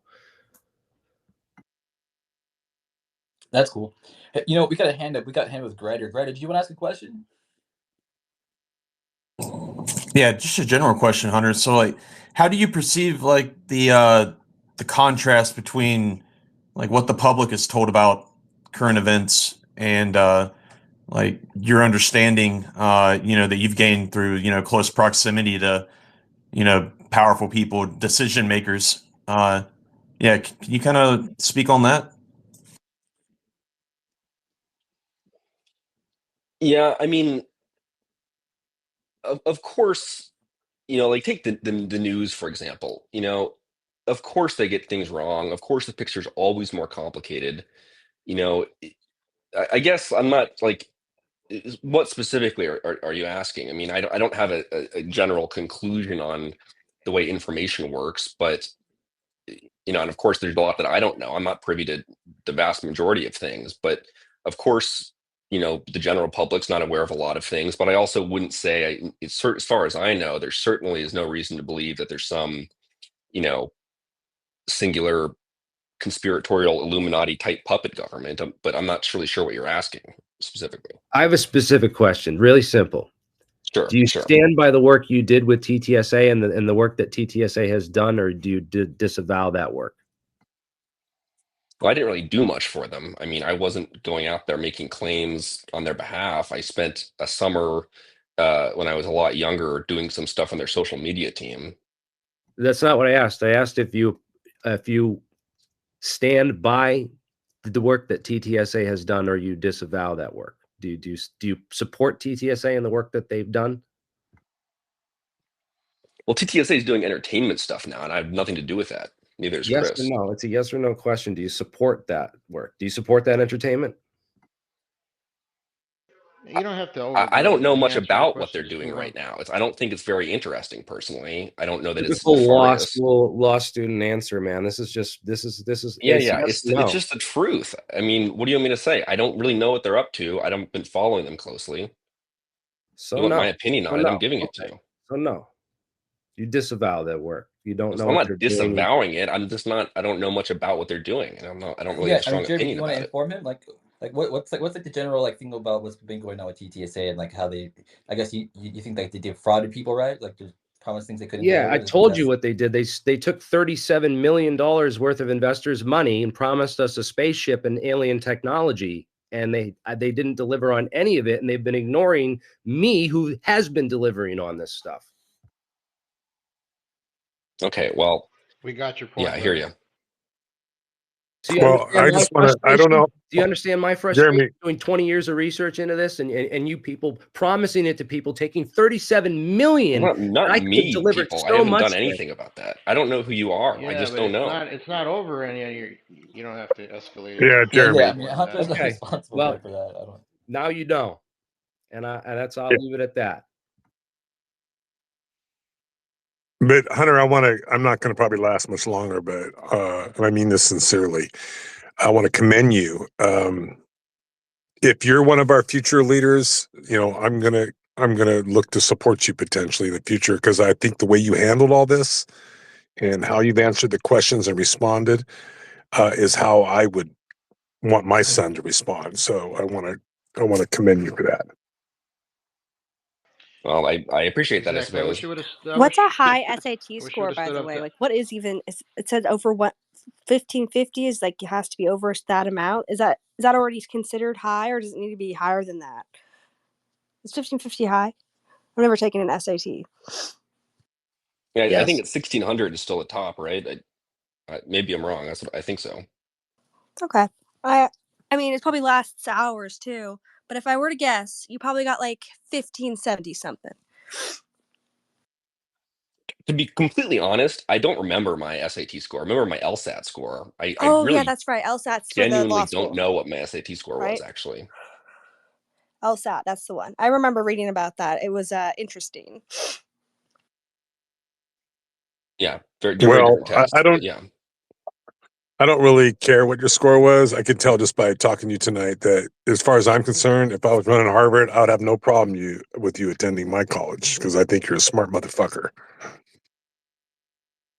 Yeah, well, I mean, appreciate that. And again, people shouldn't. I'm not an important person. It's not. It doesn't matter.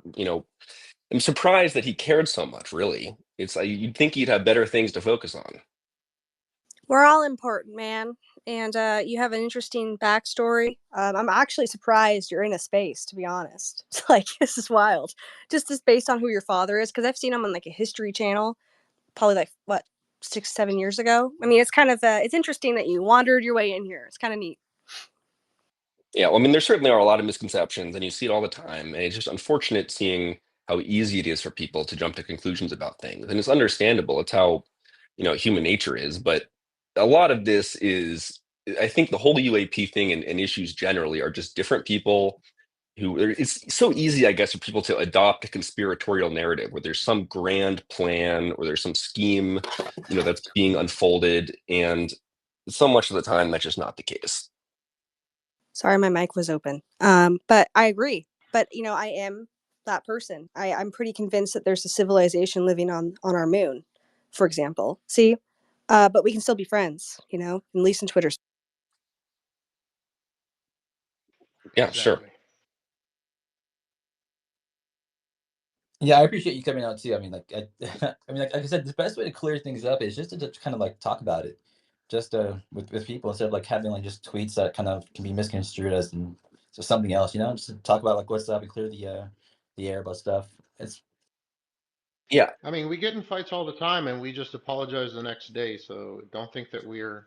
I mean, we all yelled at Ashton, but we're gonna be friends tomorrow. I It's didn't I just the didn't way think it works. anything about any of you people because I frankly didn't know who you were. But the concern that I have is just in terms of responding to trolls where you don't want to generally adopt an attitude where the person who's screaming the loudest and making the biggest fuss is the person who's being rewarded with engagement.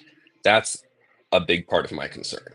And you know, it's it's just I don't want this pattern to continue of people generally thinking that by going forward, going out there and just throwing shit on the wall and making claims, that's how you earn engagement and respectable conversation. And I'm happy to be here in this chat, but I think it's a little bit unfortunate that the only way this happened was that he was able to basically just bludgeon his way into making a fuss.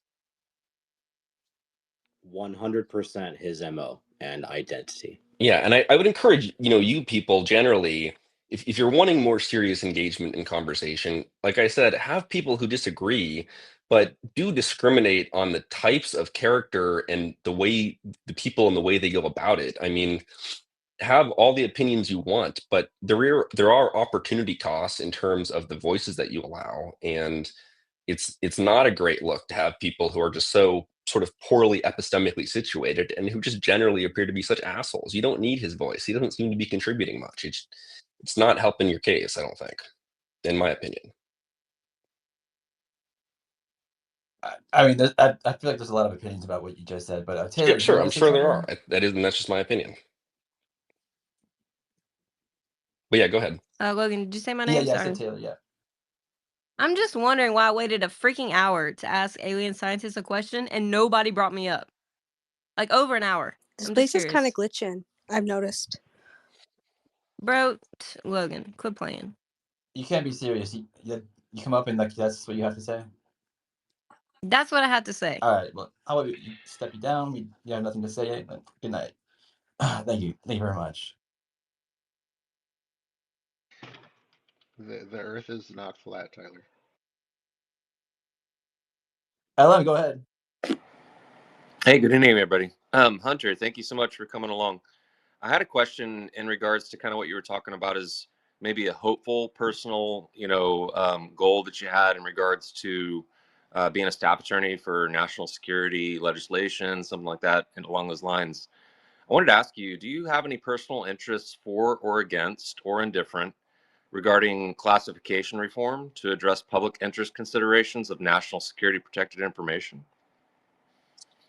If I understand your question right, I think I do in the sense that um, generally I think national or overclassification is a national security problem. I think the way that the bureaucracy handles that is really dysfunctional. I think, as the point's been made before, one of the reasons, for example, that we won the Cold War is not because we were better at keeping information secret than the Soviets, but because we were better at sharing it and disseminating it. And I think, we're seeing across the space, in the UAP space, but just in general, um, that we're not having good information sharing at the moment. And Avril Haines, the current DNI, has talked about how it's a problem. It's not a subject I'm an expert on, but I think my sense is that that's correct. I don't know if that answers your question or what you were getting at, but that's my take on that. No, that's a good read into, and that was one of the things I was going to bring up was the LBJ conference with Avril Haines and how she was speaking of that directly. My question was more specific, and I'm not trying to make you for, against, or ambivalent, but do you have personal interest to address this in your future career? To address the general problem of overclassification? Or just the considerations of if there could be or should be, or if there would be a situation where it might be called for that public interest might outweigh national security protected information in certain instances. Well, I certainly think there are instances where that's true. I mean, this is a great example with the UAP thing, where it's my position that, of course, certain things are classified for a reason, and declassification, needs to be a careful process. But generally, there is a public interest, and too much is currently classified, I think, in my personal opinion. Is that something that you would be open to addressing in your future career if it presented itself? In just generally, in terms of declassification, what specifically do you have in mind? Like as I you got, go, I got one.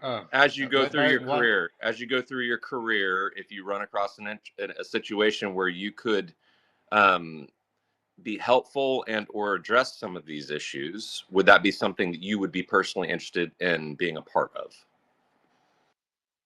I'd address some of these issues in terms of just like any time I came across something where there'd be a public interest in declassifying it.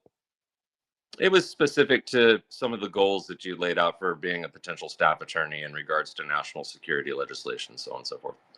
It's all out there in your projected hopes and dreams, and maybe that's something you want to do. I just thought that there was a little bit of a tie into what I was asking versus what you were kind of explaining what you thought hopefully your career arc might lead to.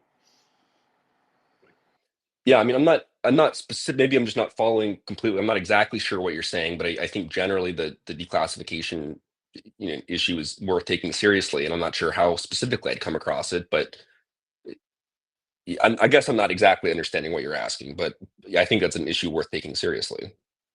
Okay.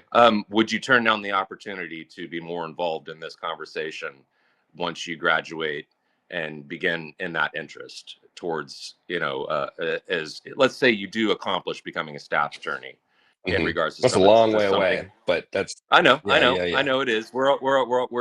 I'm not asking I'm not asking you now, but as you think forward and what you might encounter and what you might be willing to to speak to, would this be something that you're open to? I'm not asking you to place an opinion. Like I said, I'm not saying that you have what to do you for, mean by against, or this? What's the this there? UFOs. if you would be, well, no, not UFOs, because it's actually more broad than that. Just considerations of public interest over national security protected information. Would you be a champion for if the situation arose? Yeah, I mean, of course, you always have to. I think in any time that you're making a classification decision, it's the balance between the harm of the information being revealed to our adversaries and the public interest in the information being released publicly, and that always has to be balanced. And more often than not, always, of course, the public interest will be that the information should be disclosed. Thank you. I think that should always be taken into consideration. I mean, I don't know what else you would do. I don't know why you wouldn't ever take that into consideration. And that's the hope, and I appreciate it. Thank you for answering that to the best of your ability. I appreciate it. Thank you. All right, we got Missile Man. Missile Man, what's up? Hey, Hunter. I appreciate you being here. I apologize if this has already been covered. Your father's made comments indicating he thinks that the U.S. military ought to be a little more aggressive, engaging the adversarial or otherwise drones and kind of incursions into secure airspace. And Senator Moran from Kansas actually talked about a bill in October for such a thing. It's been talked about again for allowing that to take place. I'm just wondering, like direct engagement over U.S. soil. Has your dad been involved at all in congressional discussions about how to craft that legislation or supporting it, endorsing it. He's certainly been involved in a lot of discussions on the Hill about legislation. Whether or not that particular subject has been part of it, I just don't know. Okay, thanks. Wait, Missile Man. Hi. Do you know, like, you're kind of reminded me of an interesting exchange we had earlier this year on UFO Twitter. Sorry, not we, but wasn't Chris Mellon involved in that Kingman text message email thing? Am I getting my wires crossed, or? He's actually the one that released it. That's right. It was a signal chat with some redactions regarding the Kingman landing slash crash retrieval. Have you looked into the Kingman case, Hunter? It's pretty cool. Yeah, I believe that Substack he and I co-wrote, if it's the one I'm thinking about.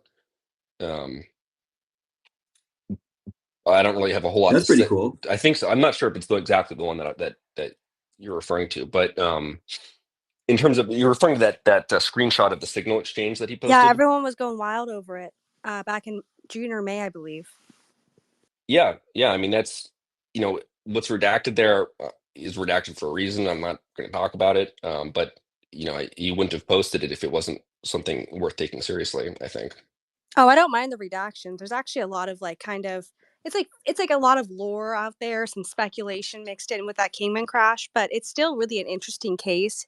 Even if you can't absorb all of the extra details and flourishes on the case, it's still a fascinating story. And I was shocked that he posted that on Twitter. With redactions, I don't really care because I'm already kind of topped up on that particular case in general. I was just shocked to see that was, it's such a controversial case, I should say, Yeah, I understand. What are your thoughts on it? Do you think it's there's something there, like as far as a crash ET craft? I don't really know all the specifics about that. I think his claim there, I don't want to speak for him, but was that was an example of the kind of information that he had that made him behind the scenes take this seriously.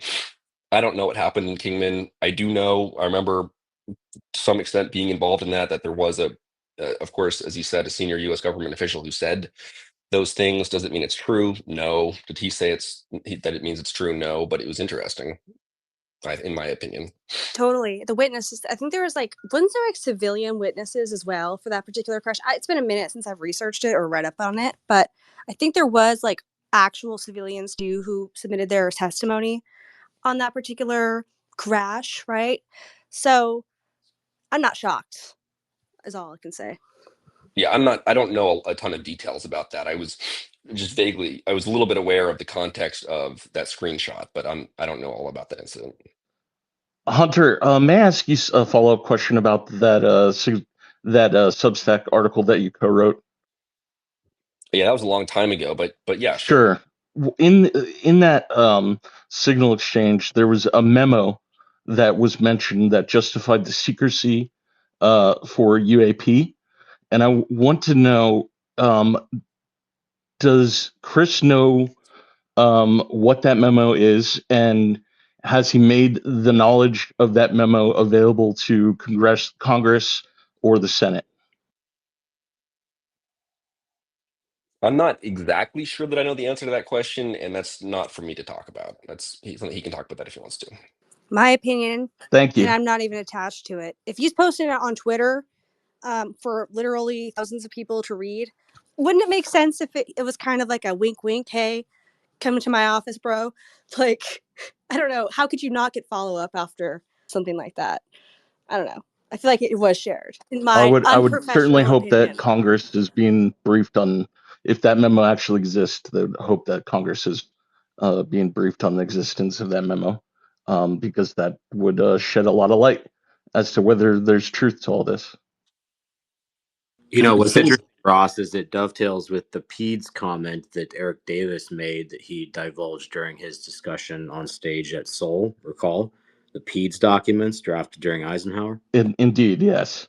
And that was, yeah. What about slide 9? Didn't Chris Mellon leak that, or someone associated with him? What is that? I hadn't heard of it. That was on a website that Chris had, but he did not leak it. Just people found it by browsing through the website's directory. Right. Mello, what's up?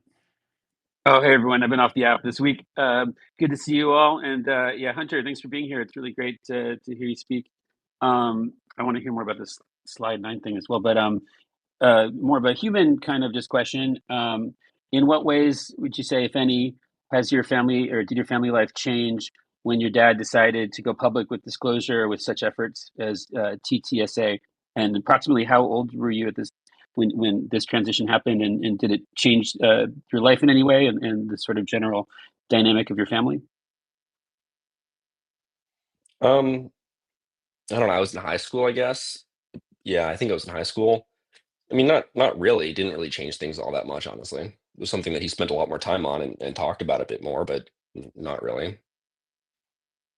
Did it seem like it was a difficult or momentous kind of threshold that he crossed, doing this kind of new project? Yeah, I mean, I think it was a big deal for him. It was something that, I think was always an interest of his. And yeah, I mean, that's really his thing to speak about. But yeah, I mean, I think it was significant. Of course, it was significant for him. Yeah. I mean, you come from an important family, and a famous family, I guess. But was there in terms of like your regular life interactions with peers and friends, was there any sort of qualitative difference in terms of how people treated you before and after that transition? For the most part, no. I mean, most people, it's kind of funny actually because in this space, for one reason or another, I'm not saying it's right or wrong, but like the whole family thing and the last name thing is such a big deal. It is what it is. But like in my personal life, it's not something that comes up that much. It's not something I think about that much. Most people I interact with don't really know, and it's not something I talk to people about very much. It's not. It's made out to be generally, I think, a much bigger deal than it really is in my life. Not that people really care about my day-to-day life, but Yeah, I mean, that makes sense, I think. I mean, it's a pretty small percentage of the population that's even aware of this topic, right? We're the passionate people that discuss it and explore it, pretty much all the time. So I think that makes sense. Did you experience any like stigmatization being related to this subject? I mean, going from being a family that has a very respected history of serving this country in many patriotic ways, and then shifting to a subject that has been stigmatized and treated as taboo. Did you find you know that there was any kind of social type stigmatization that you and your family faced as a result? no, not really. I mean, of course, there's always a few people out there, saying things, but no, not really.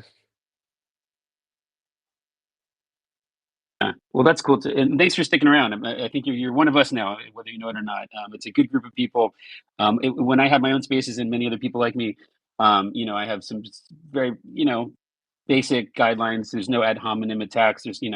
Debate is very much encouraged, but it's about, the ideas and the concepts and the science and all that, and not about the personal things. So, you did a very good job of not lowering yourself to that standard that was attempted, which I respect. What I won't say who was attempting. I think he was just trying to shake things up to see what might come out. But what we saw from you is that you you behaved like a gentleman, and I respect that you are sticking around and getting to know us as people, and maybe getting a sense of why we care so much about this subject. So I appreciate you. Thanks. That was a lovely exchange. I love that. Artisan Tony, what's up? Hello, Hunter, and thanks for answering some questions. This is a little off topic. I hope you'll take it as a little humor here. I wonder when we can expect AI to start providing legal services. And does this subject ever come up at Harvard? No, why do you ask that? I'm not offended. I'm just curious why you asked that.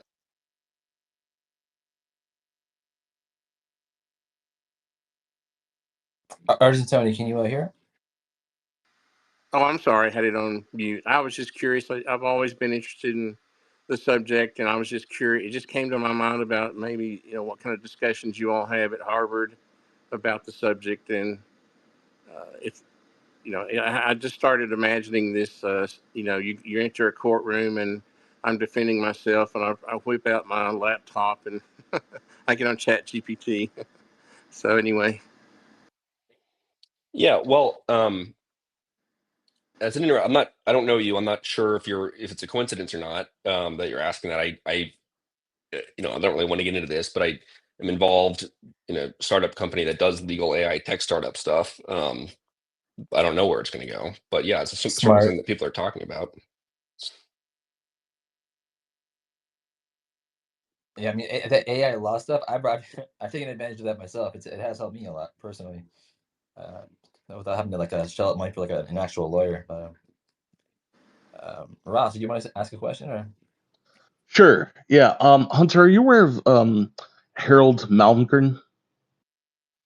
No, I'm not. I don't know who that is. Okay, he worked for I believe, the Nixon administration, Carter administration, maybe also before maybe the Johnson administration, and about I'd say 3 months ago, he made some statements about how he was informally read in by the CI director during I think the Johnson administration um, um, about the UAP issue and about the existence of crash retrievals that have taken place. My question is, do you or I guess through conversations with Chris know of other I guess elder statesmen, people that have worked in prior administrations who are discussing things publicly or privately and maybe willing to start coming forward and testify to things that they learned informally as opposed to classified. I mean, I don't know anything really specific. There always have been rumors. There have been rumors. I'm not going to get into that really, but there's nothing in particular that comes to mind. I mean, I know various people have said things, but I want to make sure if I say anything, it's accurate, and I don't really have anything off the top of my head really that I can talk about cogently on that point. Okay, thank you. Yeah, I mean, I know that's not my... the answer that you wanted. I just no, that's that. Whatever the answer is, I that's really fine. don't. Yeah, I don't really have much interesting to say on that point. I mean, again, remember my position on this is that I don't know what the deal is. I think it's interesting. I certainly don't know of any secret of any person who knows something that's true. Yeah, there's not anything that comes to mind specifically. Here's another question. Why did you want to do the internship with TTSA? What made you personally decide to apply for that internship and go and do that work? Because I wanted some experience doing media stuff, and it was that. So that one, that one was certainly somewhat of a connection thing. The other ones weren't. That was just a very small gig. That was a startup. They weren't doing anything. I wasn't really getting paid. I just offered to help with some of their like editing some of their stuff, and I thought it was interesting. And I was working another job at the time, and it wasn't a big deal. I wasn't much a part of it at all. I was really just doing copy editing, but I thought it was interesting. I was a kid in high school. Gotcha. And now the Substack articles that you've been helping your father with, I know that he also posted that he's working on a new one. Are you helping him with any future ones, or those is he writing those himself? I help him with editing and stuff and formatting, and I help him. I mean, they're his stuff. They're his articles. I mean, I don't want to by any means suggest that we co-wrote them, but I help him work on them a bit. Yeah. And he has one or more coming out soon. Yeah, he's working on one at the moment that he's hoping to get out in a couple weeks. Great, thanks. Yeah. Yeah, go ahead, Mr. Simon, and then Bruce. Yeah, I just wanted to ask kind of an open-ended question of what you're interested in these days, or what have you, just from whatever environment you're in, scholastically or intellectually, what do you find that other people are interested in that you find interesting? So just kind of open-ended question. Thanks. Yeah, I mean, again, I don't really want to talk about myself all that much, but obviously I'm a law student. I'm interested in the law. I'm interested in foreign policy. I was a theology major at Georgetown. I'm sort of interested in the intersection between foreign policy and philosophy and political theory. Sort of, I've written about my own Substack, which I'm sure is not interesting to read, about my views on a lot of that stuff. And if people want to check them out, they're free to. Do you like Play-Doh? But I do. Me too. I mean, I mean, I don't really want to get into a whole conversation about that kind of stuff, but of course, in my opinion, he had a lot of very interesting things to say. That's probably an understatement. So I guess my follow-up conversation is, what kind of conversations do you want to get into? I'm not here to say that I have anything really worth sharing. I joined this because I was trying to um, sort of talk about some of what Ashton was saying, but you guys are the ones Got asking you. questions. I'm not the one saying I have stuff to share. Feel free to ask other people questions. Fair enough. Okay, Thank you. I got one appreciate it. actually. Recently, Chris Mellon decided not to go to this like UFO hearing that was being held, right?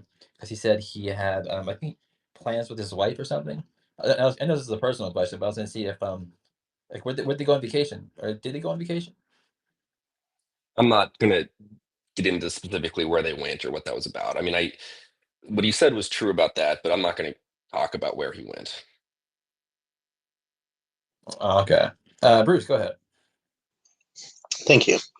Yeah, first of all, Hunter, just to say, I mean, I appreciate you finding yourself not having to, but choosing to allow your evening to pivot into being an interviewee in an impromptu, kind of, peculiar kind of interview setting with, a lot of people asking you questions, a lot of which I can tell you obviously feel kind of irrelevant, which I can totally understand. Obviously, that I appreciate that. Appreciate you putting your time to it. I was going to ask you something that, again, about your text. At the end of the day, like you said, you're not particularly focused on this topic. You have your own stuff going on, which I totally understand. So in reference to your dad, one of the things that stuck out to me, and correct me if I'm wrong, is that I think back to his Huffington Post article many years ago, which I don't know if you've read, but where he was asked about whether he'd ever seen any, secret crash stuff or secret projects for aliens or that kind of thing. It was quite clear that he hadn't, and that wasn't something that he could see that there was a particular interest in within the intelligence community, that there was no real obvious signs of a secret UFO project or anything like that. With that in mind, and also some of the other interviews he's given, I think particularly there was one he did with a former astronaut. I can't remember which one, if I'm honest. You might remember. But it was, I think, one of his most interesting was where it seemed to me that his main concern was to do with, geopolitics, drones, and that kind of side of the UFO topic, rather than, the aliens or the conspiracy side of it. I mean, is that a fair take? Would you say, if you were to say he was, this Sorry, my dog pressed the button. Sorry about that. Oh, say hi to Churro for me. Yeah, he's currently getting a bath. But yeah, sorry, go ahead, Bruce. Oh, sorry. Yeah, sorry, Hunter. So I think what I was getting at is that, from what I understand from listening to his interviews and reading some of his articles, and with the Huffington Post article in mind, I tend to think that perhaps he's more like 75% interested in the geopolitics and the drone war and those sides of the UFO topic, and then a 25% in there, is there something weird or aliens or something? I mean, how do you view the way that he breaks down those parts of the UFO topic as to what's important to him? Is it more about this, the holes in the defenses of the US because of the UFO stigma, which is causing missing drones, and that side of it? Or would you say that she genuinely is very interested in aliens, and that's more of his interest? I mean, how would you say from your conversations which way he goes with those sort of concerns and interests? Yeah, I mean, it's a fair question. I'm always very hesitant and loath to speak for him or to put words in his mouth when I get something wrong. I mean, to be clear, first of all, I can't speak for him, but my impression is that he's interested in both. I mean, I think his view, and I'm not speaking for him, but I think he sees this as probably there's multiple explanations for various things that are going on. Yeah, I think he finds the hypothesis that it's something less prosaic to be compelling and intriguing, and that's worth taking seriously. I suspect that he thinks that also some of these things are more conventional threats, and that's also worth taking seriously. But he's talked about both things, because I think his position isn't that he knows what it is, and regardless, it's worth taking seriously. But I really don't want to get into the weeds of trying to nail down his position, which I can't quite speak for. No, I totally appreciate it. I mean, just your sense of it from the amount of conversation that goes towards prosaic versus anomalous, I guess, is that to your feeling it's a fairly even split of interest between the two, then would be your sense of it, not your knowing it. Would that be fair to say? Or? I mean, I wouldn't put a number on it. I think he's intrigued by both issues. Yeah. Yeah. Okay, thank you. No, I appreciate that. Thank you very much.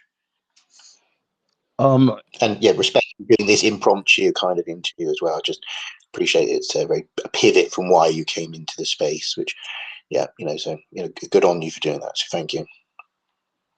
Yeah, muchas gracias. Nathaniel, Victor, you guys still awake over here?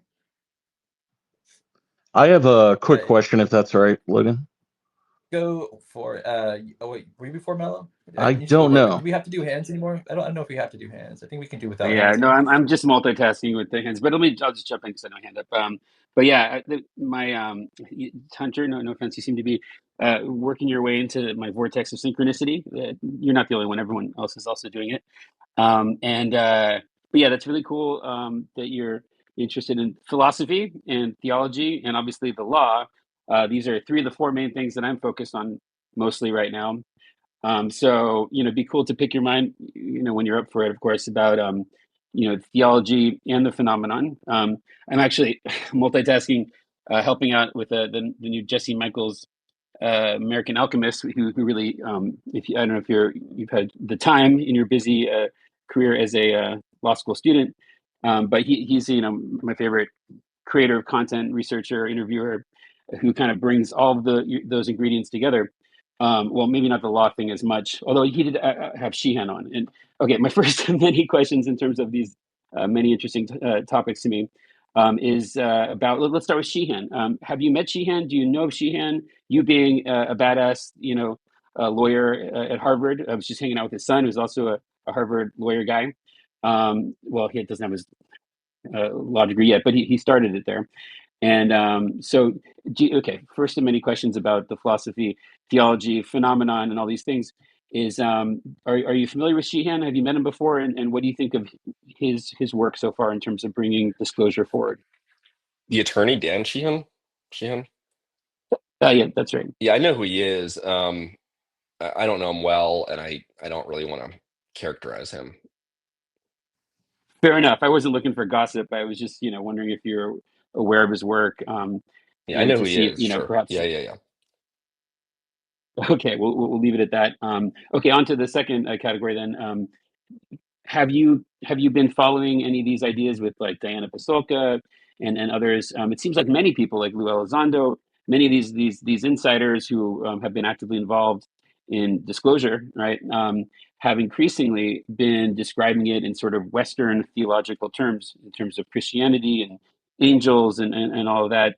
Have you heard much about this? And seeing as you're interested in theology as well as philosophy, and perhaps metaphysics, that's my main interest is philosophy in terms of like the greater overarching investigation into the nature of reality. I mean, for me, ufology is my main focus, but a subset of my greater just effort to understand everything, and not expecting to figure it all out, of course, as just one person. But I want to understand the nature of reality, and it seems, tying it into the legal aspect, right? To me, it seems like in an ideal world, uh, citizens should not be gated from the nature of reality. Sure, for maybe defense purposes, we should not know how to make nukes ourselves or warp nukes, with the new technology.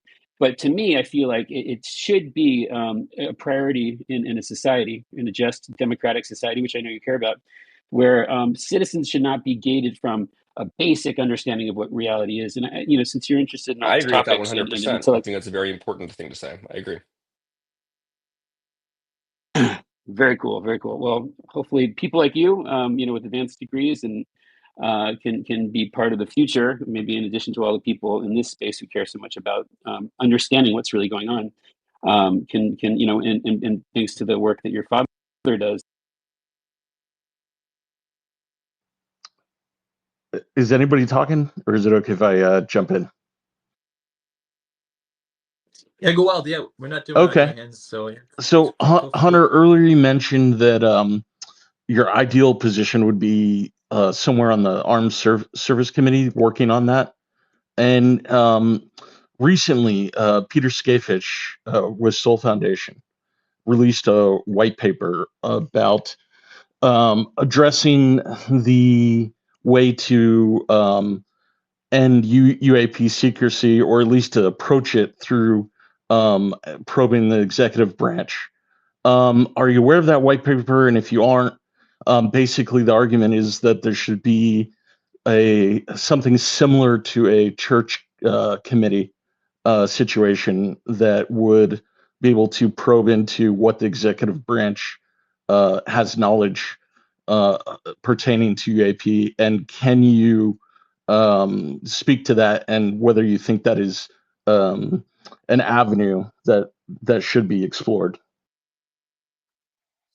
Yeah, I mean, I'm not familiar with the paper. On its face, the notion of is intriguing. I mean, that's certainly something that we've been on board with, is the notion that Congress needs to be more involved in one way or another. I certainly don't claim to have the answers of the best way to do that. I mean, as I recall, the Church Commission was coming to light, or coming out of a bunch of scandals that had come, and they were trying to reform the intel community. They did good investigative work. Something. I mean, I certainly don't have the answer of what mechanism needs to be done. I do think there's a lot more for Congress to do, and that if that is in the form of a new committee, perhaps that's a good way to go about it. But I don't have strong, specific thoughts about that. So you don't? Do you think that the Armed Service Committee would be one of the avenues that could, probe into the executive branch to learn more about the UAP issue? They have a lot of power. Yeah, they have. There's a lot they can do. They can't do everything, but in that space, yeah, it's really important to have them on board for sure. Great. Okay. And I just want to thank you for taking my question, and also mention briefly, I produce a show called Event Horizon, and I sent you a DM earlier, and if you get a chance to take a look at it, I'd greatly appreciate it. Thank you very much. All right. Sure. Thanks. Hey, actually, you also were on this might be a good time to ask you this, Ross, about that Art Bell thing. How he worked on at Area 51, right? Is now a good time to explain that? Sure. Yeah, if you want. So when Art was getting ready to launch his show Midnight in the Desert, I helped him take part in a Reddit AMA, and I was on the phone with him. I think it was like for 8 hours straight. And during the course of that Reddit AMA, a lot of people were talking about Area 51 and asking about it. And I think either that Doty had recently discussed that Art was on a list of names that was part of people who had access to the test site.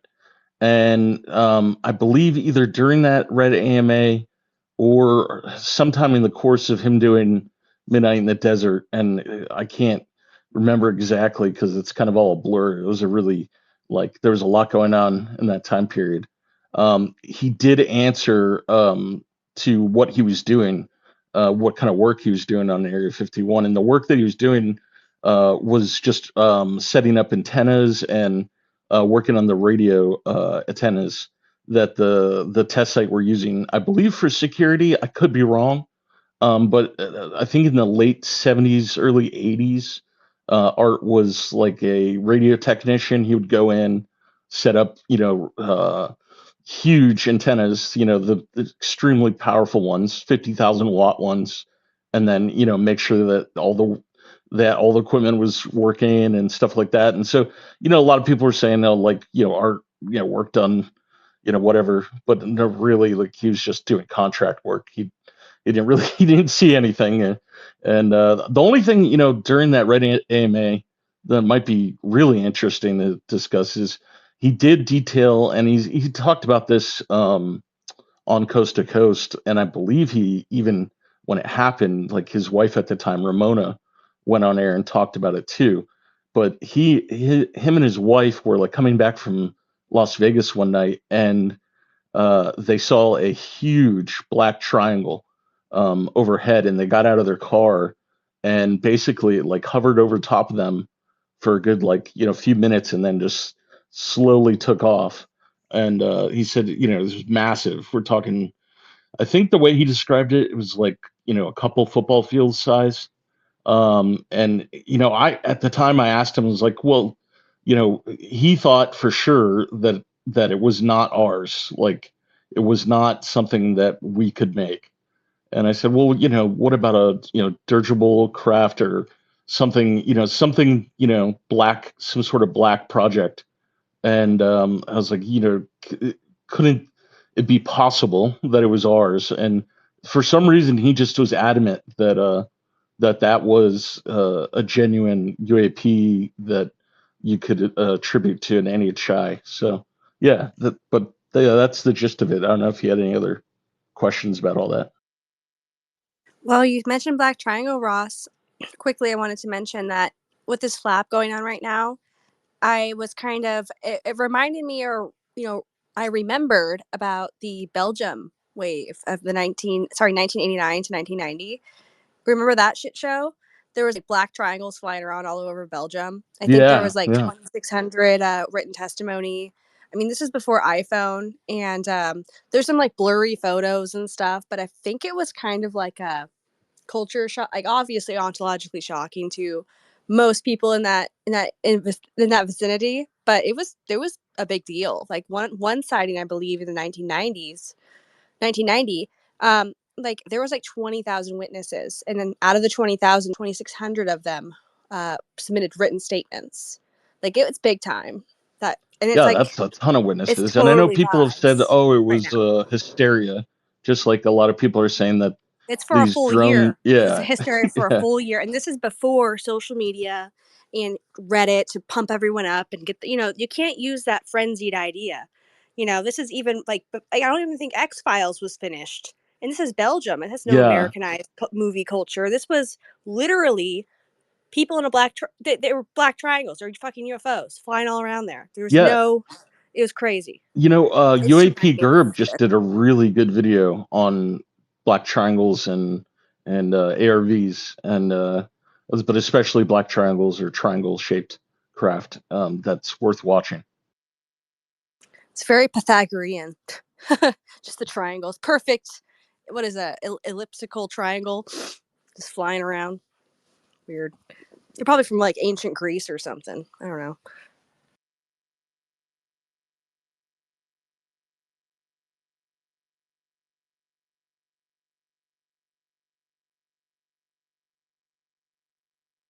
Well, I'm going to drop down. Thanks again, Logan. Thanks, Hunter, for taking my questions. You guys have a good night. Yeah, you too. Bye, Ross. Thanks for hanging out. Bye. Benno. So hold on, Nathaniel. It looks like Nathaniel. Do you guys see like a little blue dot next to Nathaniel's name, like I do? What about Nathan? Does he have like a little blue dot next to his name? You mean the check mark?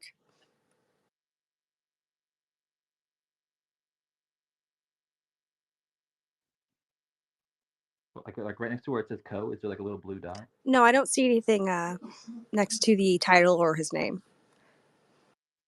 I wonder why I just see it. I think it means that he's stuck. I think that's what that means. Well, he dropped a Anyway. speaker on my end, so maybe there's some sort of glitch because a couple of points during the last few hours, it showed that you're having connectivity issues. So it could just be kind of glitching out. I don't know what hour you're on though, Logan. I did just drop my my phone in the bathtub, so. Are you fucking kidding We me? locked it there. Up, I was driving, couldn't talk, and I was disconnected. But I'm here. I know you missed me. Love y'all. Ellen's here. Benno's here. We got a conversation. Thank you. Hey everyone, I just have a quick question for Hunter. Do you believe that the UFO, like anything to do with UFOs, the JFK files are related to that? I have no reason to believe that. Again, that's not something that I know a lot about. I don't have any reason to believe that, but it's also I'm not saying definitely not. I just don't really know. Once you don't have as many textbooks to read, Hunter, we're gonna have to apply you with some things to read once you're not so busy because you're gonna love it. There's always too much to read. I read so many old books. It's stupid. Like I have too much time. So you're in school, so you get a pass for not knowing some of this shit.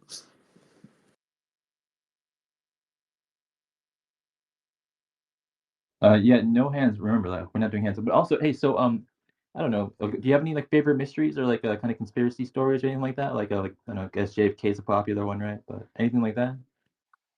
You asking me? Yeah.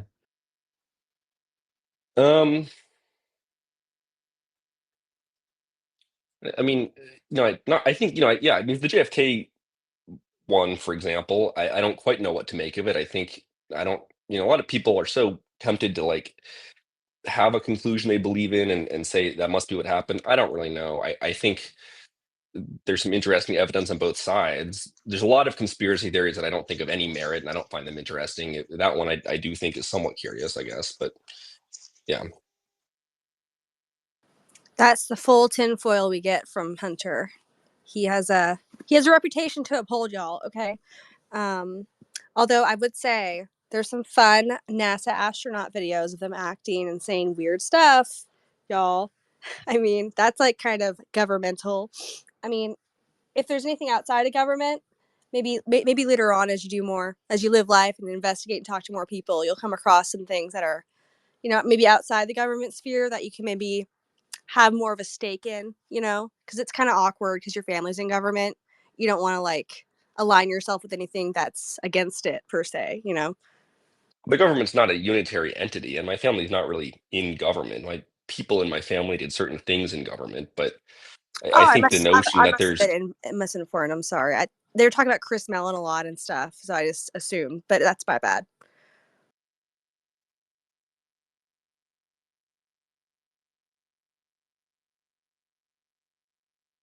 Oh, sorry. There's a guy that was here yesterday, Stan Deo. He said that he found, I guess, the gun that was used to shoot JFK, and like something about like the shooter was in a manhole, which I guess a manhole is like a sewer in the street, right? So like the shooter was in a sewer in the street shooting up at JFK.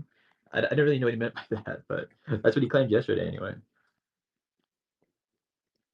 He was he worked for the Air Force during that time, so he was in a good position to know, so.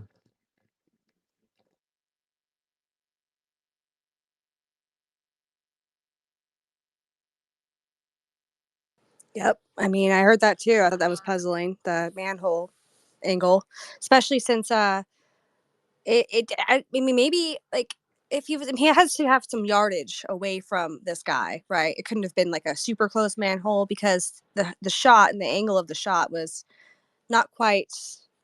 I don't think it was like a vertical thing. I think it was definitely some distance between him in that manhole and the car, the motorcade. Yeah, I'm following this JFK thing too, Logan, pretty lightly though. I mean, I don't feel like it's a conspiracy for sure, but I mean, there's a lot of fucked up shit that happened back in the 60s, 70s, and 50s. Like everyone was doing meth or something. There are so many scandals, it's fucking ridiculous. Yeah, I actually can't keep to track of all answer. of them. Sorry, go ahead. No, I'm just saying I can't keep track of all of them. But yeah, go ahead.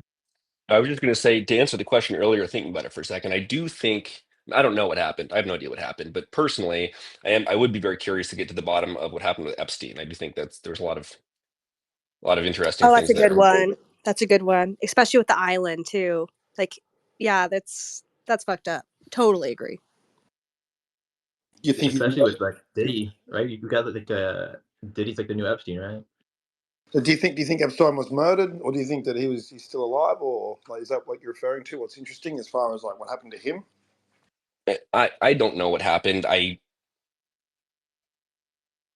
have I have, I guess, an inkling, but I don't really have evidence for it, and I wouldn't put it forth without being able to support it stronger. I do think it's curious, and I do think that there's a lot about it that points to a foreign intelligence operation. I don't know that. I'm not saying that, but I think it has all the hallmarks of that.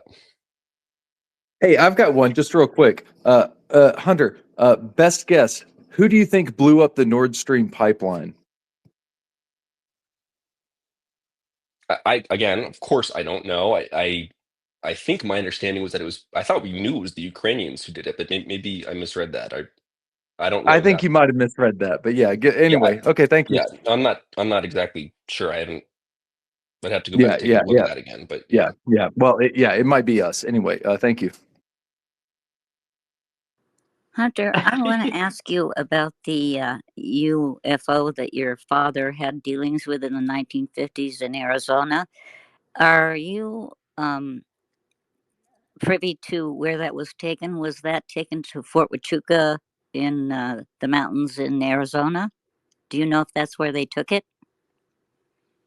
I'm not sure what you're referring to. My father was born in 1957. He was not having a lot of interactions with things then. I think he's Oh, referring to I Kingman. must have read that Substack He wrong. The information was from the early 50s, so I Yeah. assumed he had something to do with it.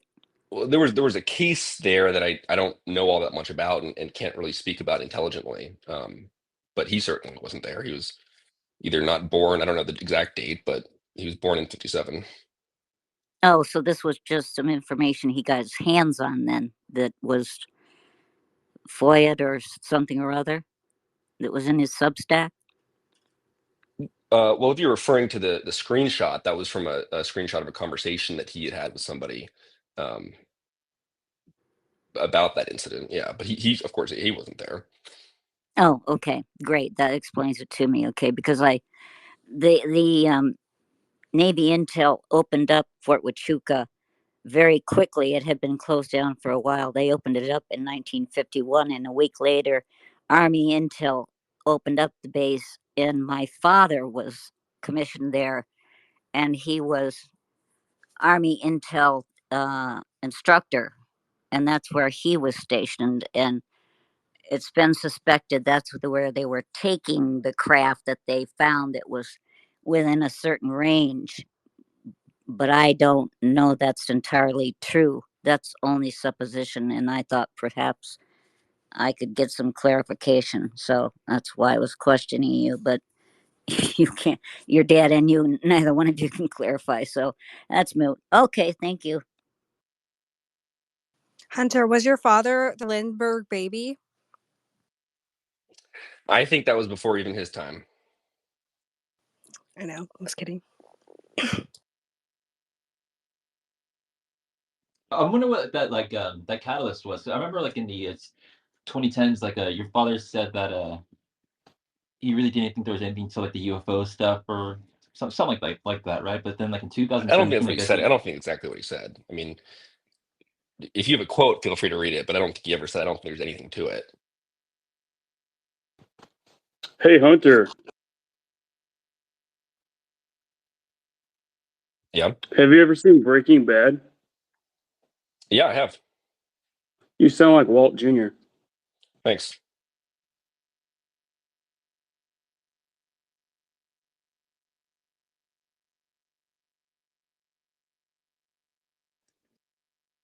I'm sorry, we're not doing hands.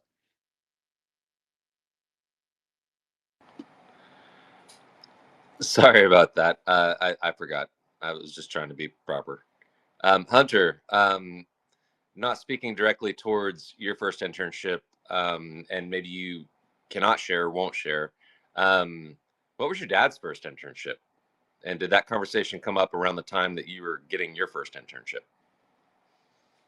What was my dad's first job? That's a great question. Man, he has not talked about his childhood. I don't think there's any, it's not my story to share. If people want to go look in the record, and a lot of assumptions are made about things,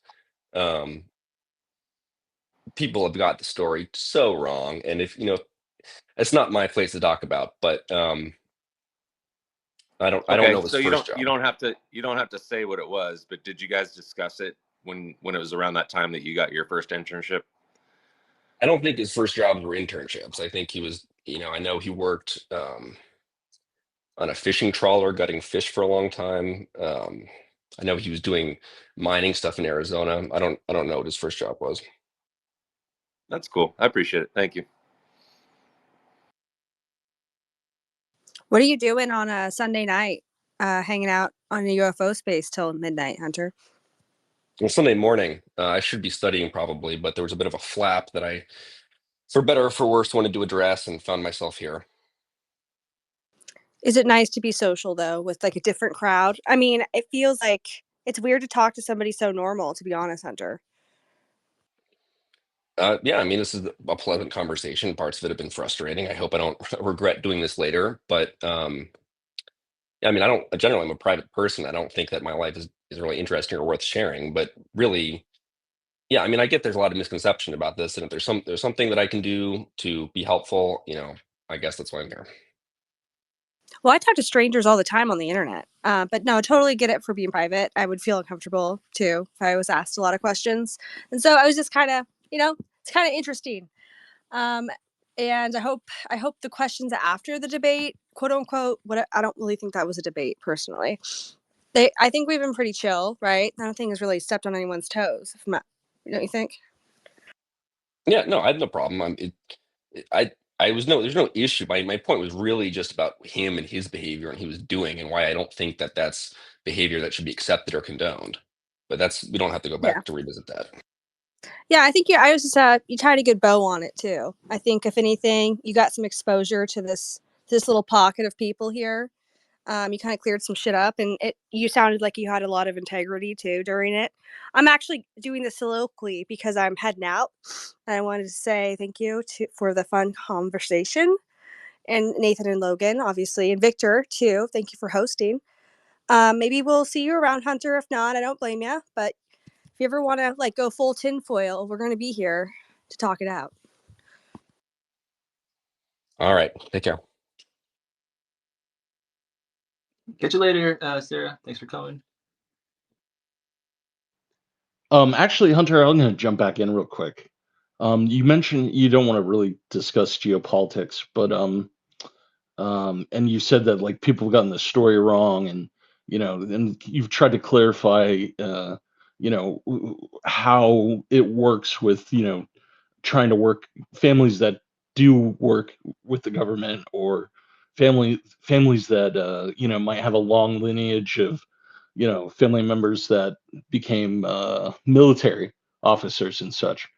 And I was curious about that because I think based on conversations I've had with people who have similar backgrounds, that there's sort of a sense of our family kind of owes something to the country and that we want to give back and want to serve, and if there's a way for us to serve, then that's the right thing to do. Is that sort of the mindset that I'm not speaking about your family broadly, but you have? And also, can you speak to just how things tonight are the mindset of our competitors, as you put it earlier, is not congruent with democracy or freedom, and in that we really are in a sort of a fight that people don't really want to acknowledge.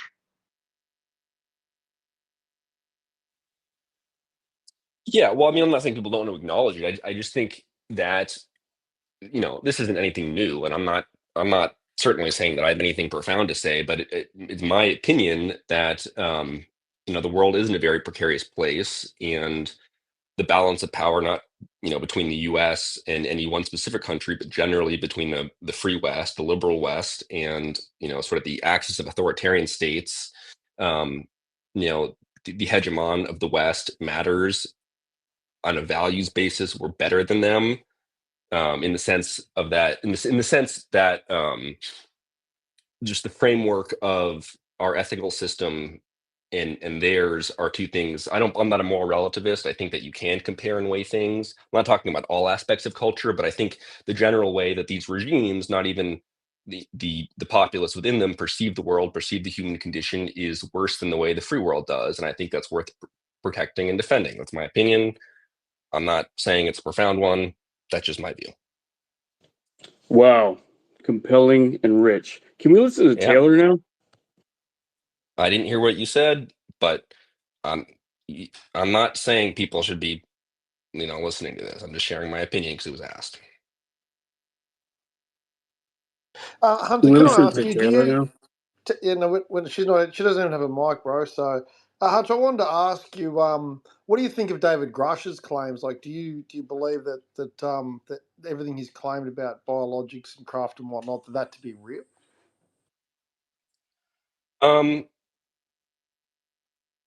Well, first of all, to go back to what I was saying earlier, if people want to know my thoughts about that kind of stuff, check out my Substack. I don't think there's anything on there really that people need to read, but I don't really want to get into that a lot more. In terms of your question, I don't know David. And I think it's interesting. I'm curious to see what he has to say, what has to come to light about it, but I'm not sure about that.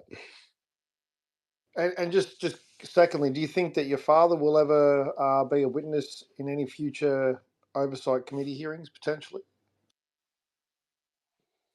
Yeah, I think he'd love to be. I mean, I don't know if that's going to happen, but I think he'd like to be. May I ask some question now? I've been waiting for a long time. I keep getting pushed out, so I don't know. I don't know if I'm glitching or. But anyway, my question to Hunter is, if I remember correctly, I think your father for the longest time didn't buy into the whole alien reverse engineering narrative that the government is harboring this secret technology. And then suddenly, a few years ago, he completely did a 180 and changed his mind. And I wanted to know, do you know why he changed his mind? Was it just because people like Lou Elizondo told him it's true and he believed them, or did he actually see any proof for it? I just don't agree with that characterization. I don't think he ever did a 180. I don't think he had, one strong opinion one way, one conclusive opinion one way, and switched it to a conclusive opinion the other way. I don't think that's his position. Okay, so it's a misunderstanding from my side. So your father is not in the know. He believes it's interesting, but he's not convinced. Is that correct? I mean, I don't really feel super comfortable exactly pinning down his beliefs, but yeah, I mean, I think generally he's inquisitive and curious and thinks that, there might be something going on, but he certainly hasn't been saying that he knows what it is. I don't think he Then believes that he if does. he's invited to testify in front of Congress, why would he be a person worth testifying? Why would he be worth listening to if he doesn't have any first-hand Yeah, because that's information? not really what the hearings are about for the most part. If he was invited to testify, it would be about getting his opinion on how Congress could proceed. Usually when Congress conducts hearings, it's to hear expert testimony on advice or evidence for the Congress on how they might consider drafting legislation. And that's his shtick. And so if they invited him to speak on that, I think he perhaps would be eager to. Got it. So the congressional hearings are mainly just about how politicians can create laws to help their their efforts, but not.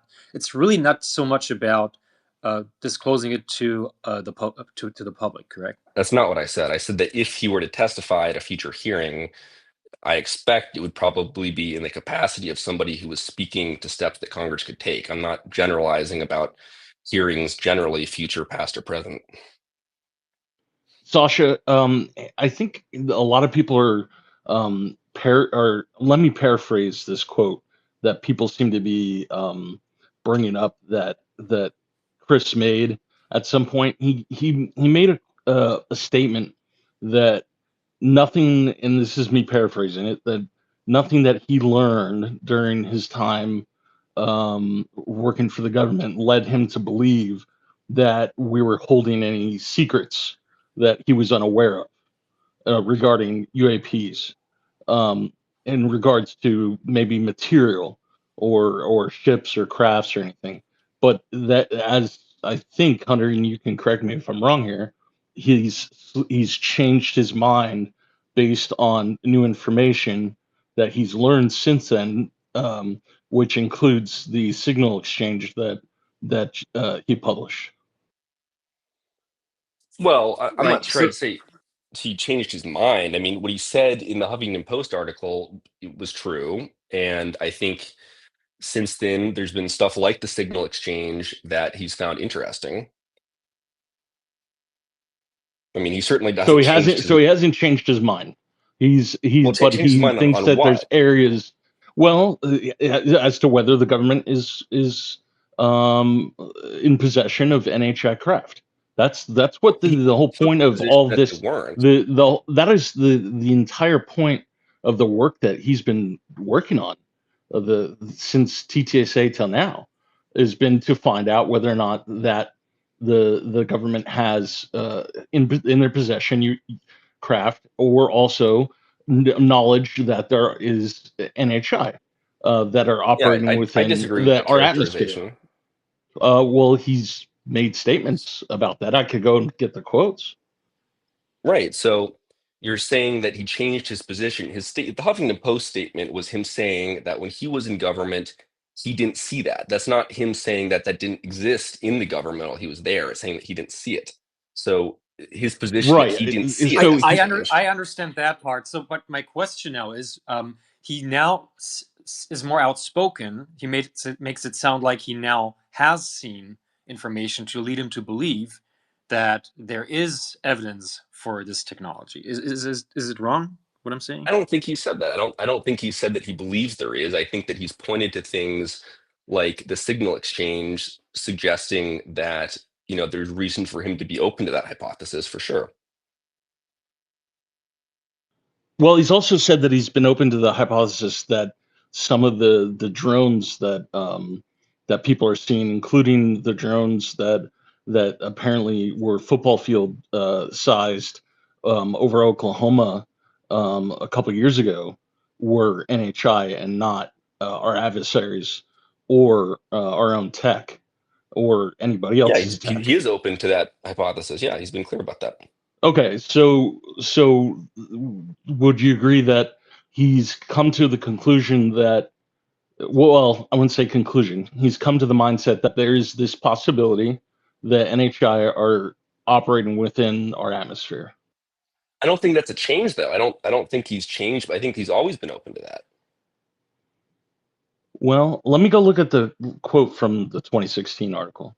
Yeah, the 2016 article, I mean, I don't know the exact quote, but I'm pretty certain that the claim there was that when he was in government, he didn't see in his capacity any evidence that the government had this. I don't think he was ever saying that he was confident that there was no ET thing. I don't think that was the claim. Basically, what I would like to know is, and you might not be able to answer this, but if you can, that would be amazing. Has anything happened in recent years to make your father actively push for disclosure? Has he gotten any new information to motivate him to do this?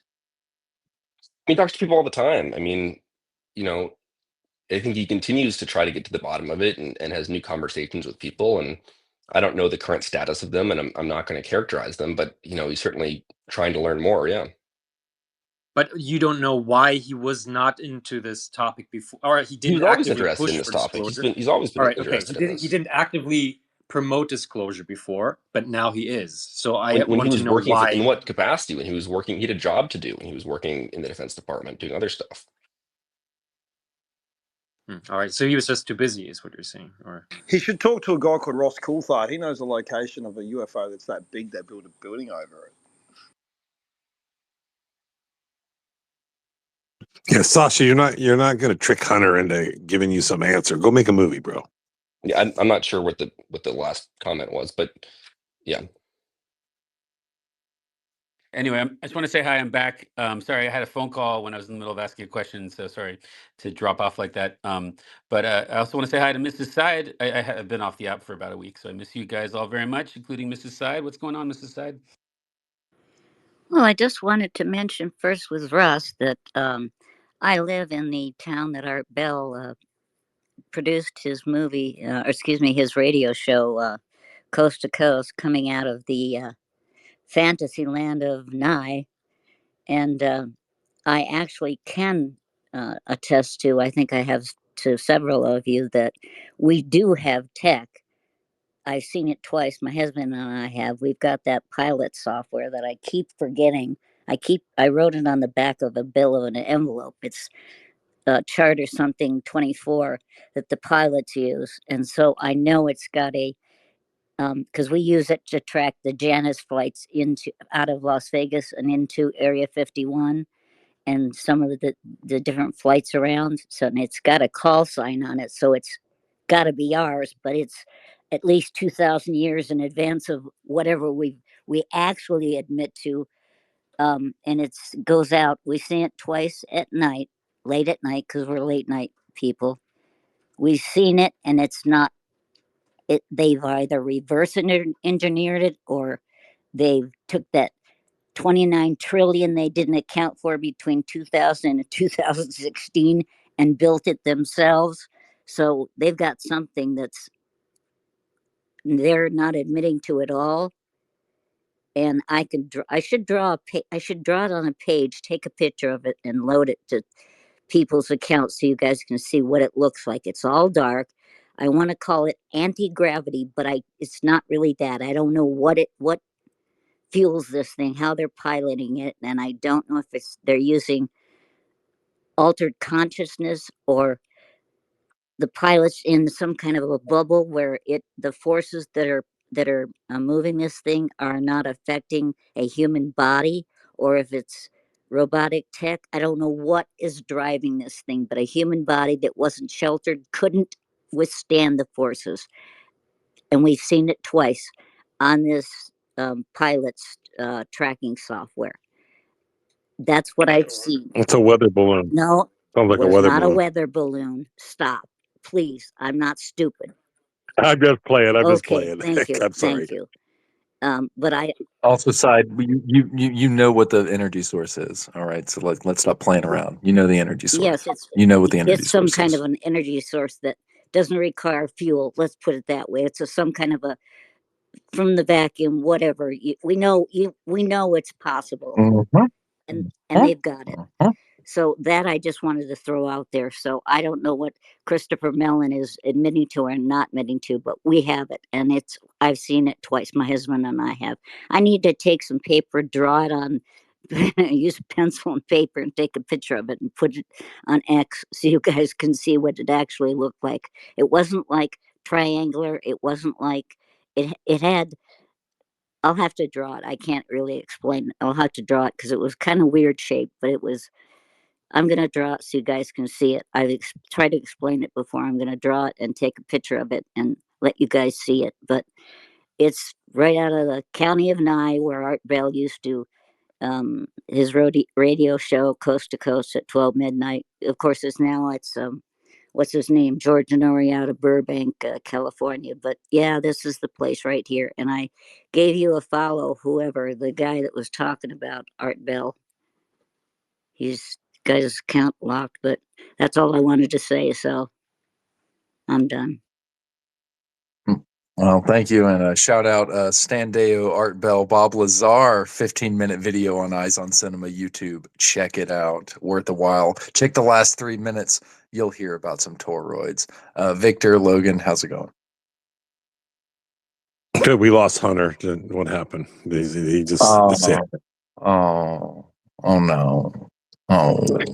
Dude, I've been getting so trolled because I stuck up for Hunter. I kind of like it. Well, I love it. there though. is justice in the universe, is what you're telling I me. don't have a problem with it. I'm used to it. He's But I don't want followers, but I got like 40 followers off this stupid ass space tonight. But Logan's a god, so that's okay.